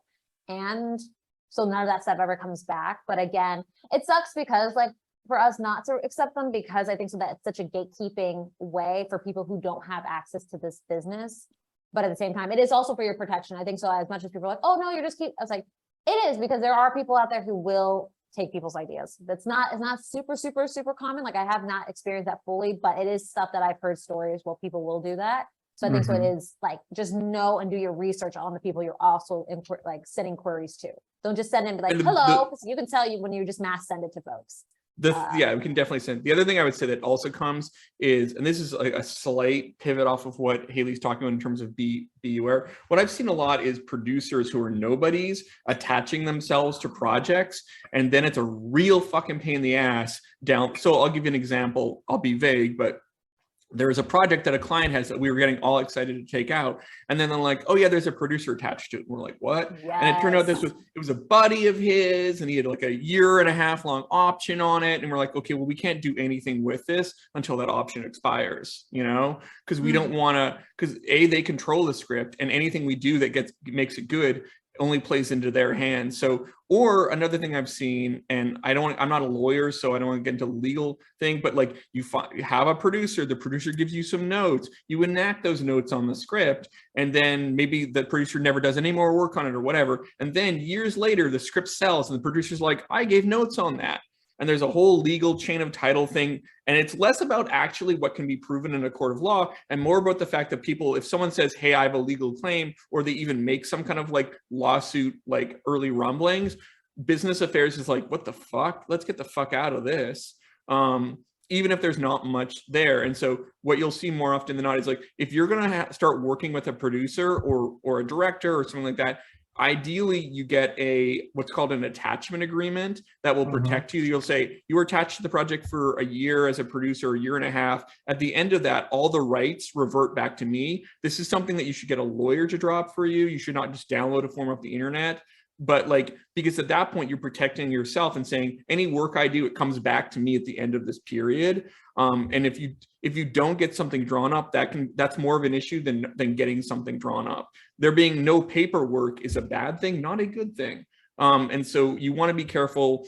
I mean, look, if someone reads your script and then sends you some unsolicited notes, you can just ignore, and you never talk to them. That's okay. Ignore that, right? But if you work with a producer for 6 months on the project and then nothing ever happens with it, down the road, unless there's an agreement in place, they could, I'm not saying they will, but they could cause issues of it. And that has been a thing where I've had to disentangle projects later on because someone got involved 2 years ago, and like, it creates a weird issue, and it's better to resolve it early. It's better to resolve it early and have it resolved than go sell something and then business affairs finds out about it after the fact. So just be careful who you get into business with, because it can linger on a project unless you have paperwork, legal paperwork, done, it can linger on the project for a while. That's And right. Haley, I'm guessing by your expression that you've experienced that once or twice. Yes, very much so. And I've also had to help friends who are writers who are experiencing stuff like that. I've had to go and step up as a pseudo agent, ask a lot of questions, and then you get emails of them like, well, blah, blah, blah, and they'll say something ridiculous, and they're like, oh my gosh, I'm like, this is what happens. And so you just have to be careful in those scenarios. And just know, again, do your research when people are reaching out. Again, even if you're new into this business, sometimes looking people up, doing things, asking someone like this, like just do your research, make sure you're asking the right questions. Because again, there's some people who are, maybe they're not super known producers, but they may have money and they may be able to get this movie made and they're like this, but again, you need to just make sure you do your research. And that's the same thing with reps, because there's some people out there who are hella sketchy. Again, there's not a lot of people, but again, know your research if you are reaching out to anyone. And I know early on for people, they're just so excited that a manager or an agent or a producer of any level is showing them excitement, because when you're writing something, you feel very lonely. And when someone gives excitement, you're like, thank you. Yes, I knew it. But like, you know, make sure that involvement is worthy of you putting some time in and them somehow getting involved in the project. Someone asked earlier, actually, that's a good point. What are some, you don't have to necessarily answer this specifically, but just broadly, what are some red flags a new writer to the industry who doesn't know how things work should look out for when it comes to finding a manager, a rep, working with a producer? Like, what are some common things you've seen that like this should set off some alarms? Yeah. Ooh. An agreement that's really read all your, if someone's getting you to sign a legal agreement, go to a lawyer and have them look it over. Now you might be like, well, I don't know any entertainment attorneys. Well, then you're gonna have to find one. You're probably gonna have to pay some money to have them look it over. And that sucks, but no, it's cost of doing I'll business. put it like this. It may cost some money and may never result in anything. And maybe like, oh, I didn't really need to do that because nothing came of that project. But that project became something big. You're going to be real glad you did have no one's ever been like, I didn't go to a lawyer and then everything worked out. I mean, like, I'm sure someone has, but what you hear a lot more often is, yeah, I didn't go to a lawyer and man, do I regret that, you know? Yeah. And so any legal agreements, always have a lawyer look them over pretty seriously. And by the way, don't go to your dad's mortgage lawyer or the friend of the family who does property law, because they don't know what the fuck they're talking about when it comes to entertainment law. And I think with that though, so maybe asking them, hey, do you have any, if you're anyone that you went to school with that is studying entertainment law, you are allowed to do that. Because I think so. I've had friends, like I have a friend who is, she does like family law and everything like that. And she's had people come up and she's like, no, she's like, but however, I went to school with this person. Here's their contact. You can reach out to them. They said it's okay to do that and ask some questions. So make sure to do that. I think so. If somebody's rushing you to sign something, where they're like, hey, what about this deal? Did you do it? Like, this deal's going to disappear in 5 days if you don't take this thing. No. Obviously the whole thing, if you have to pay money to them for anything. I even say, like, I remember there was an agreement for one of my friends that came in and she's like, is this normal? And I think so it was a 5-year option. And I was like, fuck, that's not. I was like, no. I was like 18 a year to sometimes 18 months is the I was like 18 months option. at max. I was like, the fact that and it's like, although you might want to check in, might be like 18 months and then another 18 months and then another 18. That's the thing that we noticed in this thing. The guy was like, it's only a year. And we're like, oh no, it's a year with a $1 extension, which essentially makes it 2 years. Yeah. Yes, exactly. So I think so. If you have something like that, make sure you're reading it thoroughly. The rushing of it, the person, I think so in terms of a rep. Check if they now see themselves as a co-writer, if they're coming on as a writer, just because they gave a couple of notes, now they're putting themselves as a writer. Yes, for producer, yes. That's also come up before. And I'm like, no, you're a fucking producer. That's supposed to be your job. I don't know. Generally getting things in writing in a legal agreement. And again, for people early on, they're like, that's going to cost me some money. Yeah, but it could also make you and save you a lot of money and heartache down the road. Because Make friends with an entertainment attorney. It's my best. Yes, if it's not written down, we have to extrapolate it, and the benefit generally goes to the party with the least involved. You know, because it's unclear what the situation was. Yeah. And so I'm rushing you. My kind of default thing is if you're feeling weird, it's probably weird. That's Yeah. actually really good. Yeah. Go with, I mean, let's go back to what John said. And again, the first piece of advice John gave me, go with your gut. If you're like, this does not feel right, don't do it. And like, if somebody just reaches out to you saying, hey, I read your script, I read 10 pages, I want to do this thing. The next thing you should do, and I feel like I probably froze for a second, but the next thing you should do is say, hey, let's hop on a phone call, let's talk, or let's do a Zoom, or if you want, meet someone in person at a coffee shop. By doing that, you get a sense of who they are. You can ask certain questions, like, how do you see this project? Where do you see it going? How much do you think for the budget? Even if you have no idea what you see for asking those questions, and if they're kind of just giving you like wazzy woozy stuff, you'll know that like your gut feeling will hopefully kick in for that. So that's definitely something. And then in terms not of all forward momentum is good momentum, or Yeah. seemingly forward momentum. Some people are just like, I don't know, and there's something else going on with it, so I might as well attach this director who they won the, Venice Beach Film Festival in 1986 or something, and it's like, and oh no. it's just we've just seen people be in situations like that where it's like you undervalued yourself. And this, I think sometimes, especially for up and coming screenwriters, this is a business of heart, and they're just so emotionally invested in their screenplays, but it's also a profession, and you kind of have to be like, are these people responsible professionals? Because down the road, if they're not, when someone's like, there's nothing more heartbreaking than being like, someone's like, hey, I read your script, I absolutely love it, I think it might be great for Clint Eastwood. And they're like, that's cool, but the Venice Beach 1985 guy purchased it for $500. And they're like, oh, sorry, too bad, Right. And, so it's, that doesn't mean you should hold out for perfection, but you should do your due diligence. Yeah. Good point. I like that. And to kind of pivot into another question here, Andrew Phillips was asking about specifically like emerging writers. Like, when is the time that they should be seeking a rep? When should they be reaching out to a manager and an agent? Like, if they haven't worked professionally or had something produced at this point in time, are they better off trying to make their own content or pursuing contests or fellowship or other ways of building a resume before seeking a rep?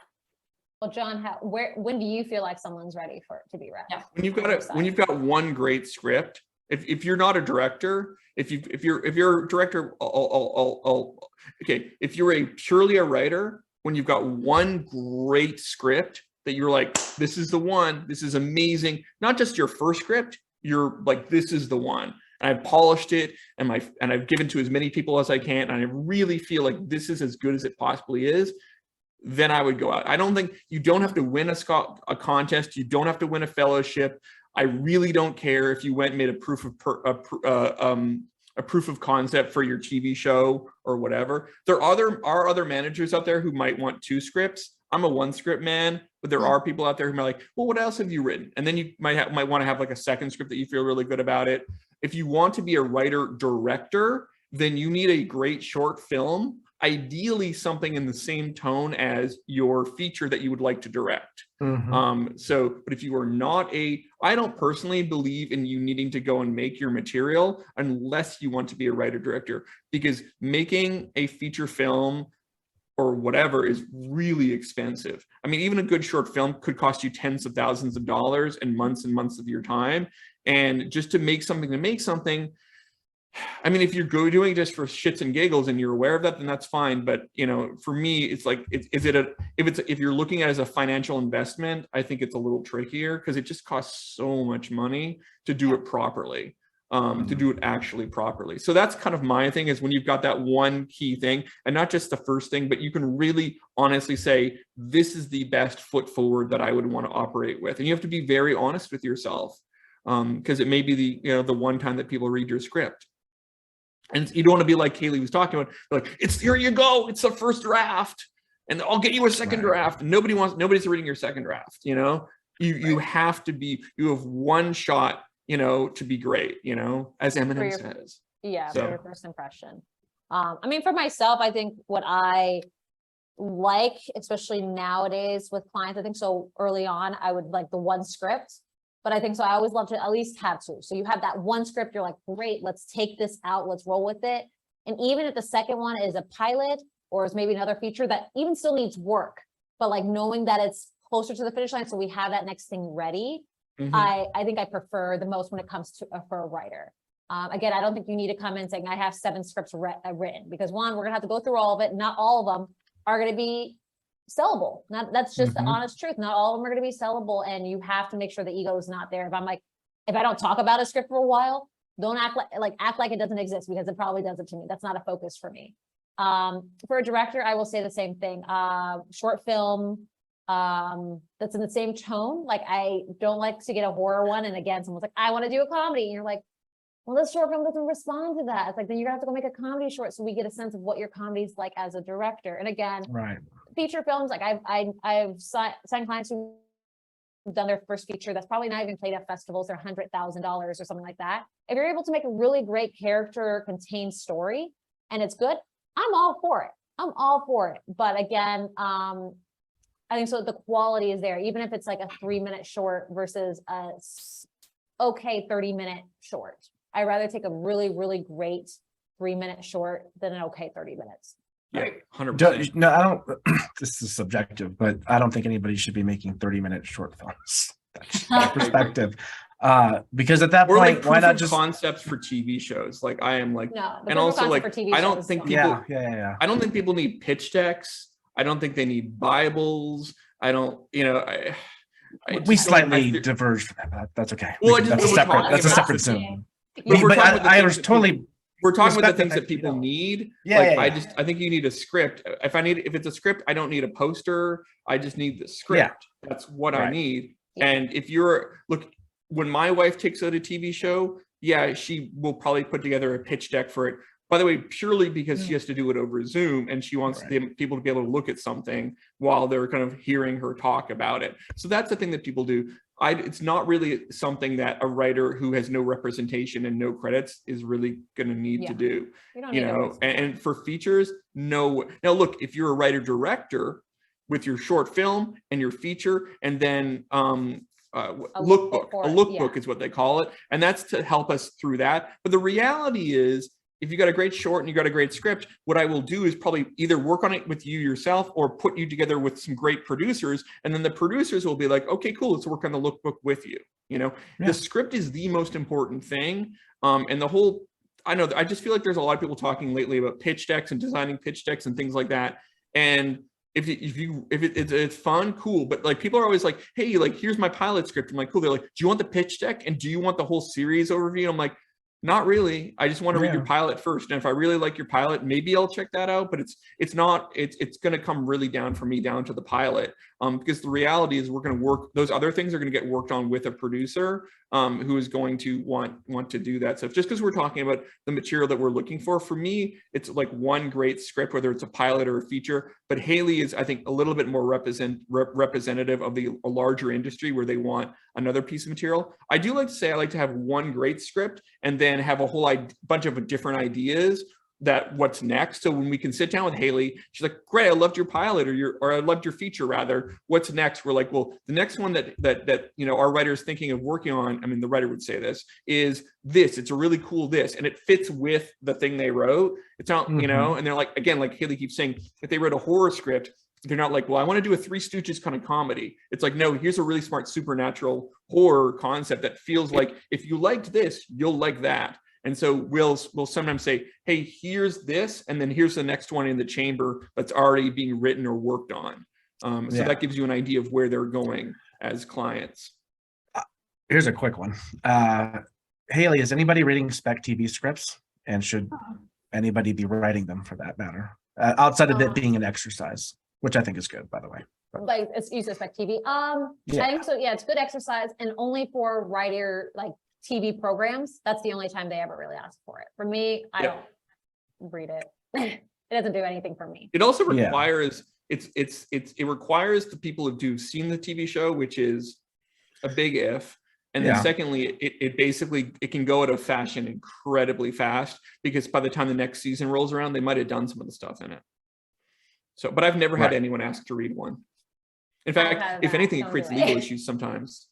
Yeah, for sure. I've had that. And look, there are always exceptional circumstances where a thing can happen where someone on a TV show, like when I was in Castle, we weren't allowed to read Castle episodes at all, straight up. Yeah. But I've heard of other shows where they do read spec episodes, so it happens. But what we're trying to say is 99% of the time, it's not applicable. Yeah. Right. You're better off writing an original pilot that's in your voice and your own Yep. story, et cetera, et cetera. Exactly. I want to go back to the query for a second because a few people asked pretty similar questions. A lot of people asked pretty similar questions, actually. When it comes to the query, what are some of the things that are going to stand out for both of you? Well, Haley doesn't read queries. I mean, so. sorry. Let's go. I forgot. For me, just the log line. That's it. I mean, look, I have a whole thread on my thing, which you can. I have a whole Twitter thread about it that you can find pretty easily on my Twitter page. But it's just basically like, "Dear John, how's it going?" or whatever. You know, I've written a supernatural thriller. It's called Eli. Eli is about a boy in a haunted house who thinks ghosts or whatever. And then, you know, we see this as being in the tone of a Guillermo del Toro movie or whatever the fuck, or not, I don't know. And then be like, you know, would love for you to check it out best. And you don't attach any files. Don't attach any files. If you attach a file, I'm deleting it automatically. And then that's it. And then don't follow up, be like, hey, it's been 3 days and you haven't responded, you know? Right. The non-response is a response.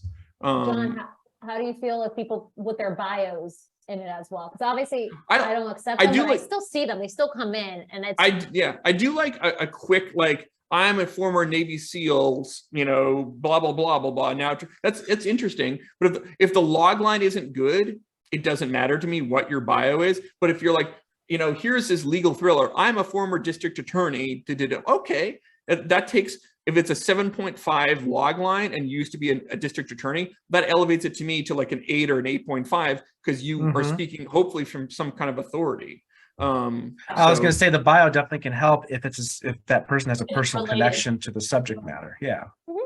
Or they're just an interesting, or it's like an interesting thing, but like the bio only acts as a bonus on top of the log line. It doesn't take a boring log line and make it interesting.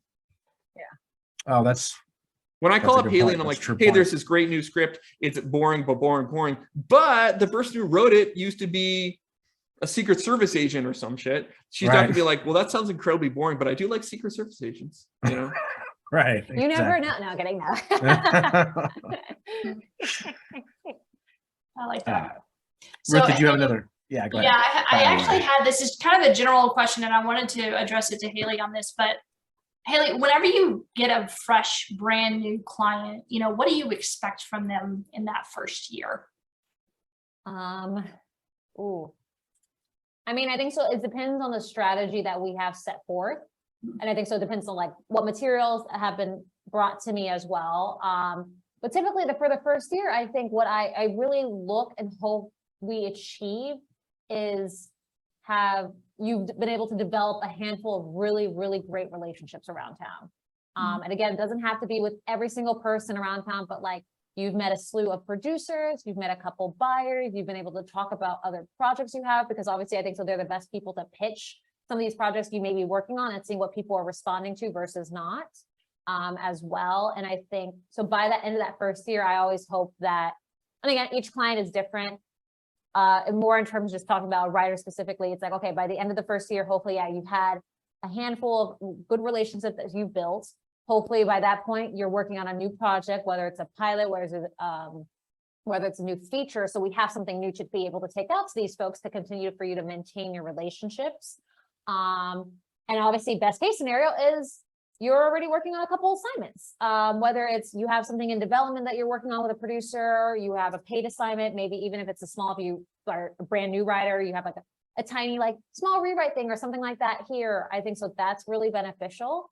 And that's what I always hope for my clients by the end of that first year, but obviously everyone and every writing is different. I think so. I've learned so much during this time. I'm like, this is going to work so well. And then like by that year comes, I'm like, it hasn't. So I was like, okay, we'll keep pushing. Let's try the next year because I still believe in this person. And after a while, and I think so those are things I always think about is, okay, now we're at this many years. There hasn't been any movement on X, Y, and Z. Is that, and sometimes I'll think about it, I was like, is that me? Is it you? Is it just the way we work together? Maybe there's someone else who can crack this relationship and in your career more than I can. Because maybe I was like, okay, I've tried my plans multiple times and I have not been able to figure it out. So maybe I'm not the right person. And like that, sometimes those are really hard decisions to even make. And that's obviously pivots just a little bit, but because when you sign someone, you're excited about them. You want to see their career. You want to be there for the long term. So when it comes to a realization where it may not work out, you kind of feel like you're a failure. You're like, I really wanted this. And you're like, did I fuck this up? It's like, what went wrong? And sometimes it's like, hey, maybe I'm just not the right person. But in terms of signing a new client, hopefully the first year is just like, they built a lot of great relationships because again, this is a social industry. This is a social job. You have to just maintain those. And those are how people get jobs. It's like people want to work with their friends. It's as simple as that. They want to work with people that they like. I want to highlight too that you're talking about years. You're not talking about like weeks or months. Like this is a long-term thing, and writers just have to be patient, and the reps hopefully have to be relatively patient if they really do believe in that writer and their work, and the writer believes in themselves and that work. It's a marathon, to use the cliche, right? Someone else asked earlier,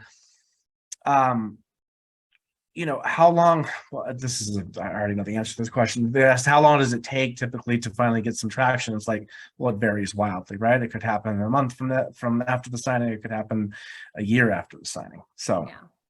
And I think it there's no average. Depends on that project. Yeah, there's no magical number. I fucking wish there was. Right. Make our job so much easier, but there's not. Yeah.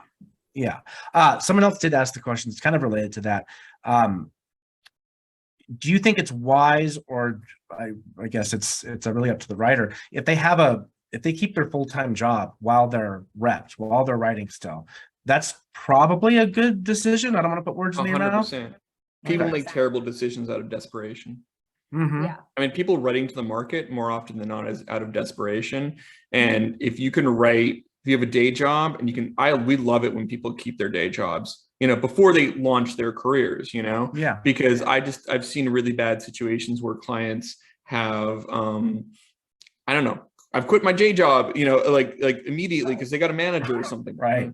And then it's like, okay, now you're like, hey, we gotta sell something. What's going on here? And I'm like, it's a long game. And when you start, and sometimes when you're really desperate for money, you take out scripts early before they're ready, or you go for opportunities that you're not the right person for. And, you know, I mean, it's one of those things where, you know, I have some clients who are quite well established, but, you know, all it takes is one or two bad assignments of them doing badly for like, oh yeah, Sony's not hiring that writer anymore because that last project was pretty bad, you know. And if you aren't that excited about a project, it's hard to make it pretty good, you know, no matter how hard you work on it. Now you're writing out of desperation, and that's just going to hamper the creative process. So I think that's my thought. Haley, what do you think?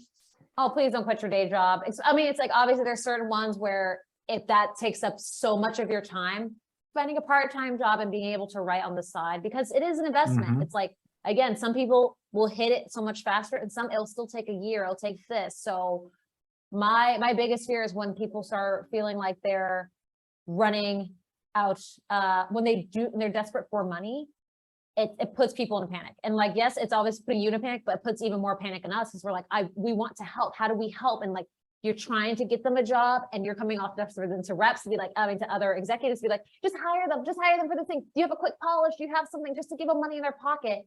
And then you're always going to be asking for that, thinking it works. So I think if you you've also like you've lost your leverage, right, in the negotiation, like because you're just like, please, you know, and Haley, you'll know this real well. Let's say we sell a script in January, the writer may not get paid until like June or something, because it'll take 3 months for the major deal points to be ironed out. And then you'll start working on the project. And then eventually it'll take another 2 or 3 months for the long form paperwork to be done. In fact, the long form paperwork may not be done by June. And you have to do what's called a C of E, which is, what is it? Certificate of Execution or something.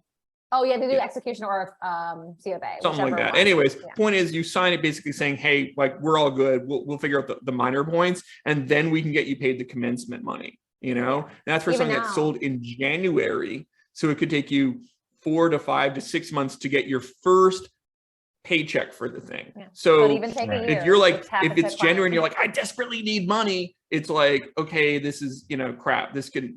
Even if we sold something right now, it can take a while for that to kick in. Yeah. Oh, especially right now. BA is Right. very slow right now. They're overwhelmed. I literally Always just slow, finished now it's closing a deal. glacial. Yeah, Mhm. it's very like, it's extremely slow, but I had a client who we closed the deal points, the main ones last year, and we finally closed like the long form, and they could not start until the long form was done. And that's something that took Oof. months. And everybody, Oof. producer, person of this, everyone had to have their deals closed in order for anything to move forward. And so that took so long, and the client was like, well, I'm gonna do, I was like, don't spend any, it's like, you have to conserve your money, be smart about this. And I think so there's a lot of clients that you learn about this too. It's like, you have to be Mhm. smart with your money. You have to be smart. Make sure you have. It's a the freelance bare gig. minimum. It's a freelance gig. Yeah. You're a There's a you're stigma though, I freelance think, writer. with some writers, because like their friends and their family have been like, oh, when are you going to become a TV writer? When are you going to become a screenwriter?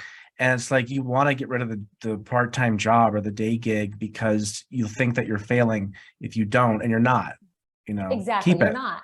Yeah. Because you are working as a writer, and you My should continue wife to say that you are. didn't quit her job until she was never on the blacklist in 2016. She didn't quit. She actually quit it like 4 months later, but that was really fast. That's because she'd already landed 2 assignments. She'd sold Blonde and she'd landed another assignment. And even then, it was like, that was a pretty quick turnaround. And that was Yeah. just because we happened to be getting married that month, Right. And so, and the project we had taken originally out in September, right? So this project was taken out in September.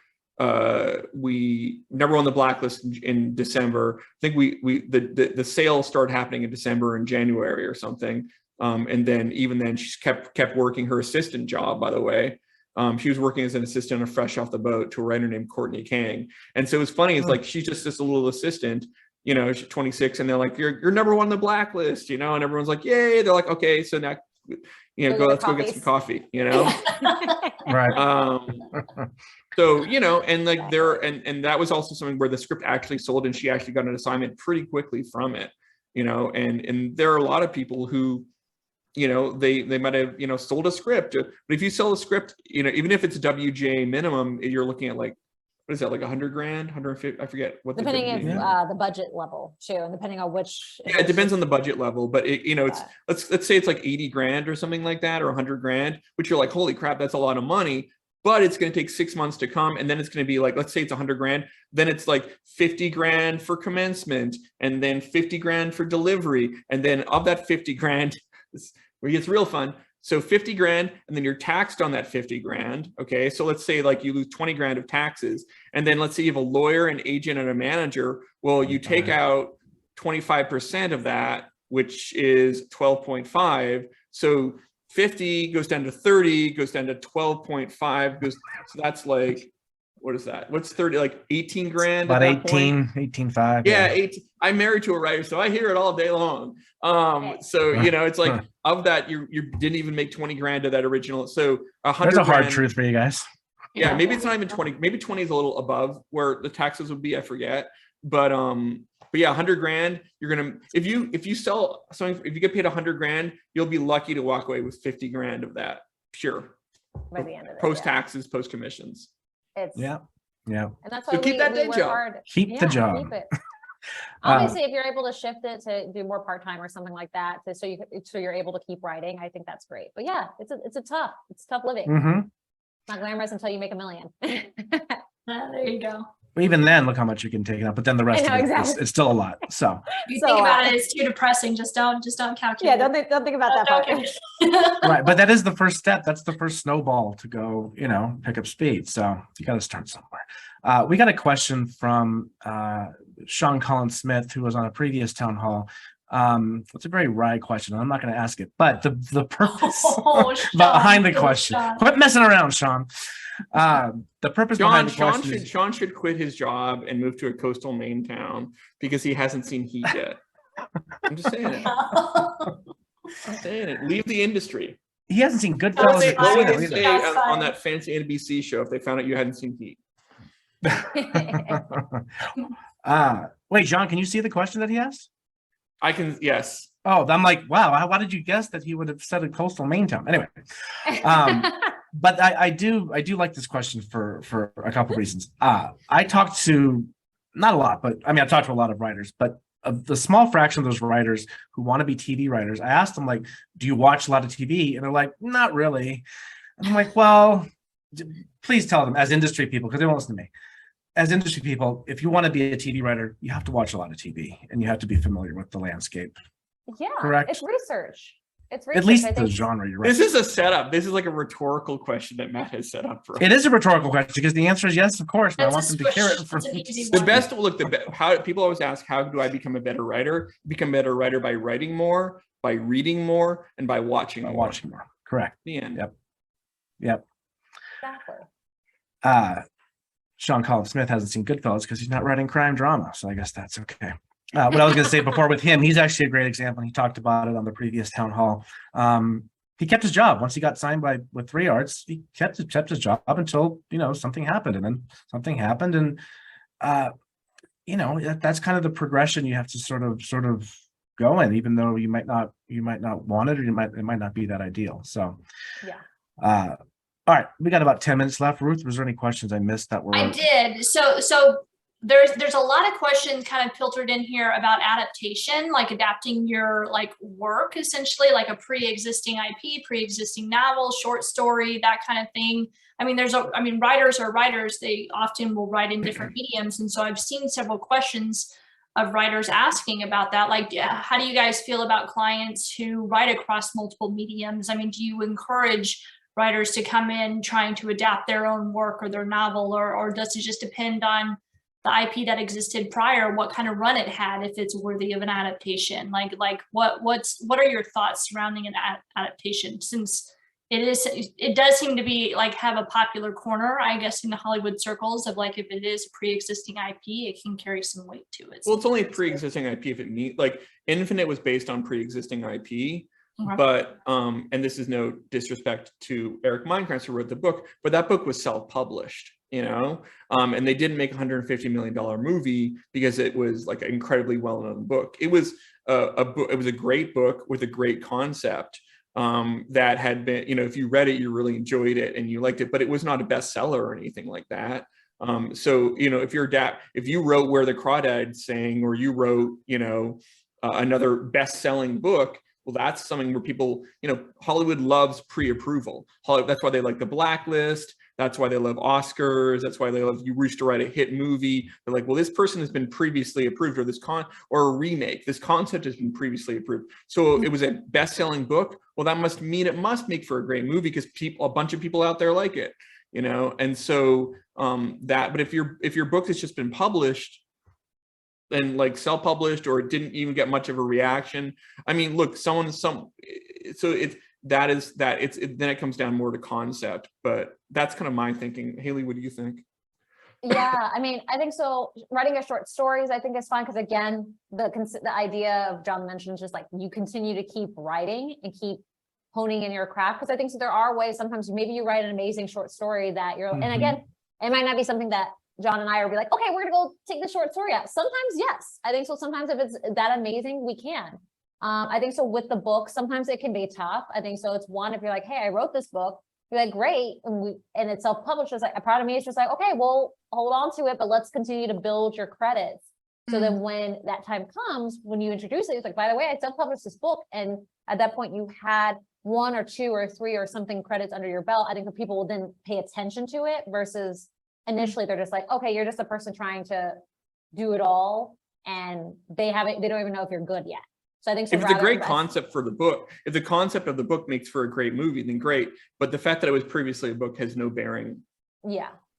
So same thing with stage plays, short stories, collections, all those mediums, it doesn't matter if something used to be something, unless when in that previous iteration it had some meaning. Yeah. Right? It's like a photograph of a painting. If the painting is unknown, what does that mean? But if it's a photograph of the Mona Lisa, that's more interesting, And so that's kind of adapting a work. If in the previous format there was no acclaim or or financial relevance to it, it's a moot point. It's all about the concept. It might as well be an original concept as far as anyone's concerned, But I mean, look, sometimes what you can do is you can take, you might as well just adapt it on spec, and then that be that, I think if you've written a short story and we take it out and we try to sell it, if you've never written a screenplay before, or you're kind of an unknown person, you're like, I'm adapting this short story. It's like, well, then you could just write that on spec. You don't need someone to pay you to do that.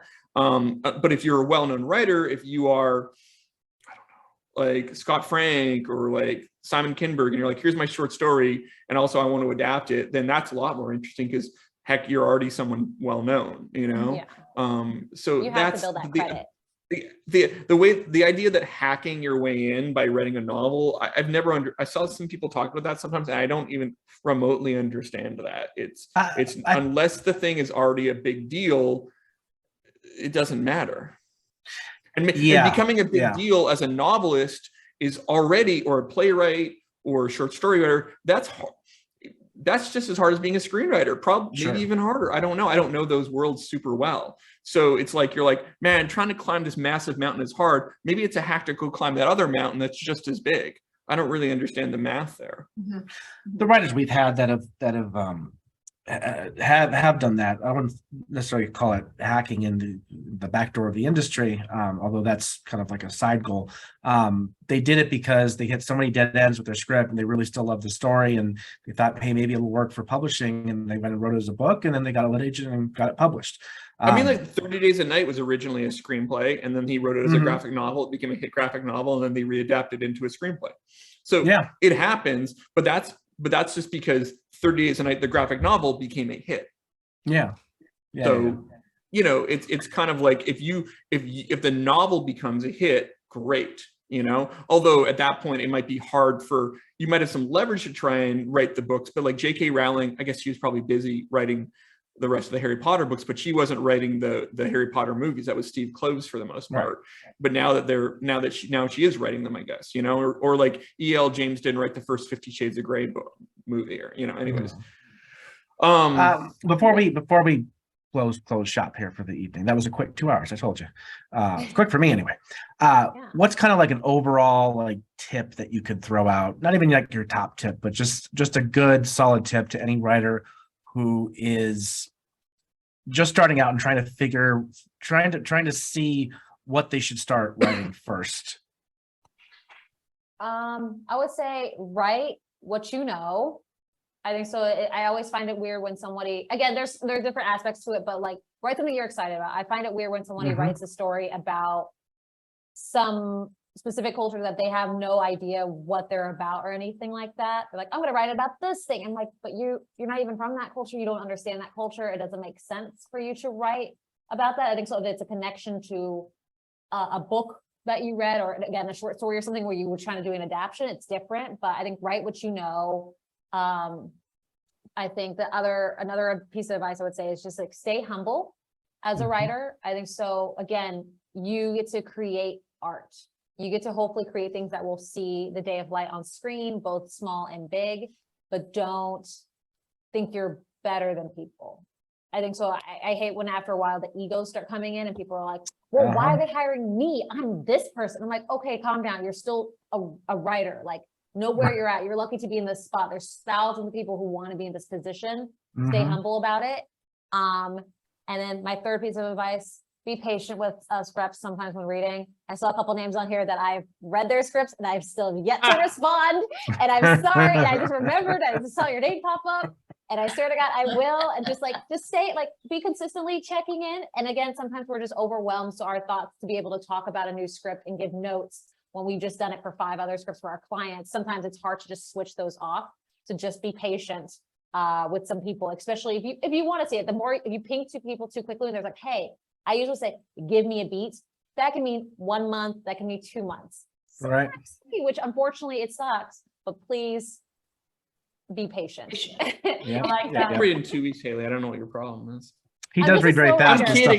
Actually, I've been much slower lately. I don't know what it is, the pandemic or like too much stuff going on, but yeah, it's just like the burnout's coming in, so it's tough. It does feel a little bit like that. My piece of advice would be, I guess weirdly, I'm going to rehash what I kind of said previously, which is read a lot, write. I mean, there's nothing more like shocking to me. Like, I guess it's funny. I'll be like, hey, like write. People ask me like, what should I write? And I go, or what's selling in the marketplace. I'm like, well, you can tell pretty easily, just go and look what's getting made, you know? And then they say, well, I don't really like current modern day movies, so I don't watch any modern day movies. Oh, It happens, hate right? that. It's crazy. Hate when that. people That's what I was say saying that. before. And they, Same- but I they get think that it's too. kind of like when it's kind of like that Onion article, like where the guy's like, man who doesn't own TV tells everyone he meets. And it's like people that they're really proud that they don't like modern movies. And it's like, why? Like, that's crazy. You know, you are making movies in a modern marketplace, you know? Yeah. And like, I don't know, maybe if you're a freaking genius, you can work that You're out. good. But the Knock it reality down is, a peg. yeah, Mhm. you should be watching a Be ton. humble. You should be reading a ton, and you should be writing a ton. And I think the hardest thing to do is to be really hard on yourself. Well, I mean, and I'm sure some people are like, I'm hard on myself all the time, but I guess hard on your concepts is what I mean. And I think that's one of the things that as a manager I do, and I'm sure some clients are like, you're too that way, but I'm trying to do it I'd rather have a client send me a bunch of ideas and be like, I don't think any of these ideas are right for, I don't think these are that interesting, honestly, you know? And I read a lot more than they do. Because like you spend, I think to write a good script takes at least 6 months. Often it can take 9 months to a year to write a good feature script. And I'd rather kill it in the crib, if you will, and be like, I'm hard for me to imagine calling Haley 9 months from now and being like, hey, do you want to read the script? You'd be like, no, I've read 5 of those. No more road trip movies. No more road trip movies, actually. Please don't. No more road trip. Okay. That's my bet noir. Oh my. But I really think people are so eager to start writing that they don't spend enough time on what I would call the conceptualizing stage, which is like thinking, like, is this the right thing I should be writing? It's kind of like going on a road trip and you're like, where are you driving? You're like, I don't know, I'm going to figure it out. You know, it's like, no, you want to have a clear path. I mean, look, I'm a big advocate of outlining. I'm also a big advocate of literally writing a log line or a version of a log line early on to figure out what your thing is. And, you know, some people are like, I just follow my journey. And that's cool. Like, if that works for you, I personally, as a manager, have found more, not for every single client, but for most clients, it's better to operate that way, and really be really, really rigorous and hard on your ideas. Because here's what happens. This is a true thing. I email or I call an agent, or maybe once they've got an agent, or if we couldn't get an agent on board, then I email or call an executive and say, hey, here's the thing. It's a log line. It's about a woman who goes back in time to try and, like, you know, fall in love with her husband again or something. I don't know, right? And they'll say like, I read 5 of those. No, not for me, you know. And that's it. That's as fast as it goes.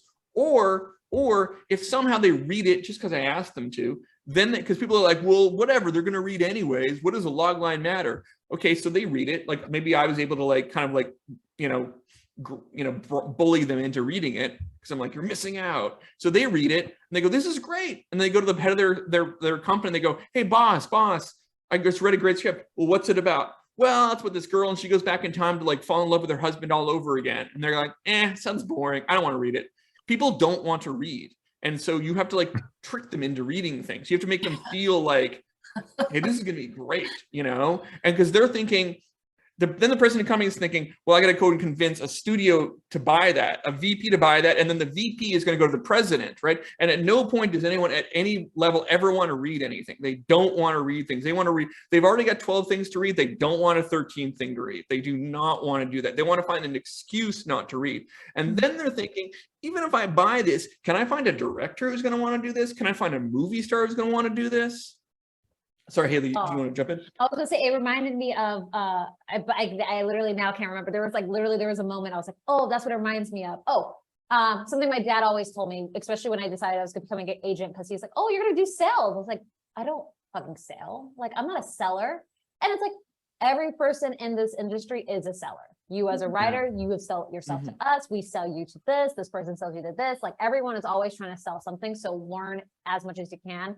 And then I also saw a comment about somebody who said, can you do like your part-time or side hustle job outside the business? Of course, as long as you create time for you to write. People don't care if you work in the business or you don't work in the business. Yeah, it can be helpful to work in the business because you can make relationships. So that can be helpful.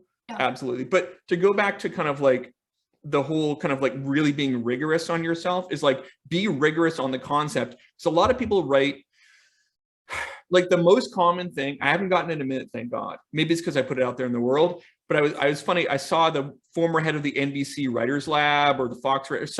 She's now on Twitter, I think, as a script consultant. But she said this was the #1 thing she saw the most. Maybe it's the ABC Writers Program, and she said it is a former writer or somehow artist who lives in either Los Angeles or New York, and they move back home because it didn't work out, or or a family member died. They go back home and they get involved in the wacky business, whether it's a restaurant or like whatever, a farm or whatever. They get involved in the wacky business, and then they discover themselves again, and they stop being a big shot person. I have seen that concept so often.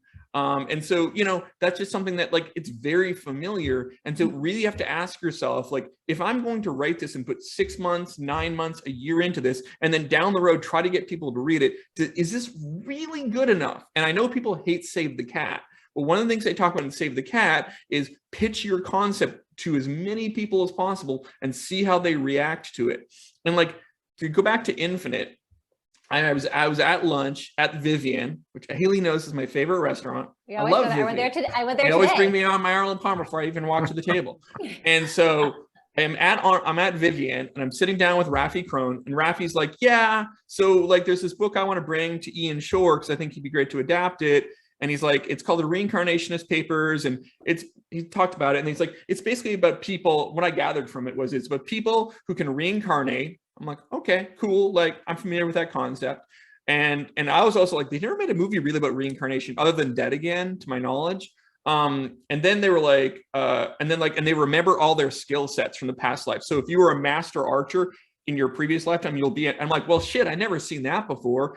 It's kind of like in the Matrix where he's like, I know Kung Fu, but you knew Kung Fu because you were a Kung Fu master in a previous lifetime. I'm like, that's an interesting spin on reincarnation, which is a concept that you don't have to explain to people. Everyone knows what reincarnation is. And so I was like, oh shit, that's cool. And once we had that one idea of like, people that could reincarnate and keep their skill sets, like that alone, I was like, oh, that's a concept I've never quite seen before, but it's really easy to explain. And look, it took Ian a number of years to write a great script, but then we sold it in like almost immediately. We sold it to the first studio we sent it to. We got the first director we went to, and they pushed it into production. And like, because it was so easy to understand, the concept was so clear and clean. And in a weird way, it's because it had, it was similar in certain respects to the Matrix. It was similar in certain respects to other things that were out there, but just different enough, And so it was one of those things that like, every time you mentioned to people, they immediately understood it. They immediately got it. And they're like, oh, I get that. And like, I'm not saying everything has to be as high concept or as sticky as that, but you want to really, I think of it as stress testing. You want to stress test an idea before you devote yourself to 6 to 9 months of things. I always say it's better to have a great concept that is decently written than to have an amazingly beautifully written script of a pretty boring concept or a commonplace 100%. Or a dull concept. Totally. It's kind of like buying real estate. It's better to have an okay house in a really great neighborhood than to have a gorgeous house in the middle of nowhere. Because if it's in a great neighborhood, people are just going to want to move in. They're like, we can fix this up.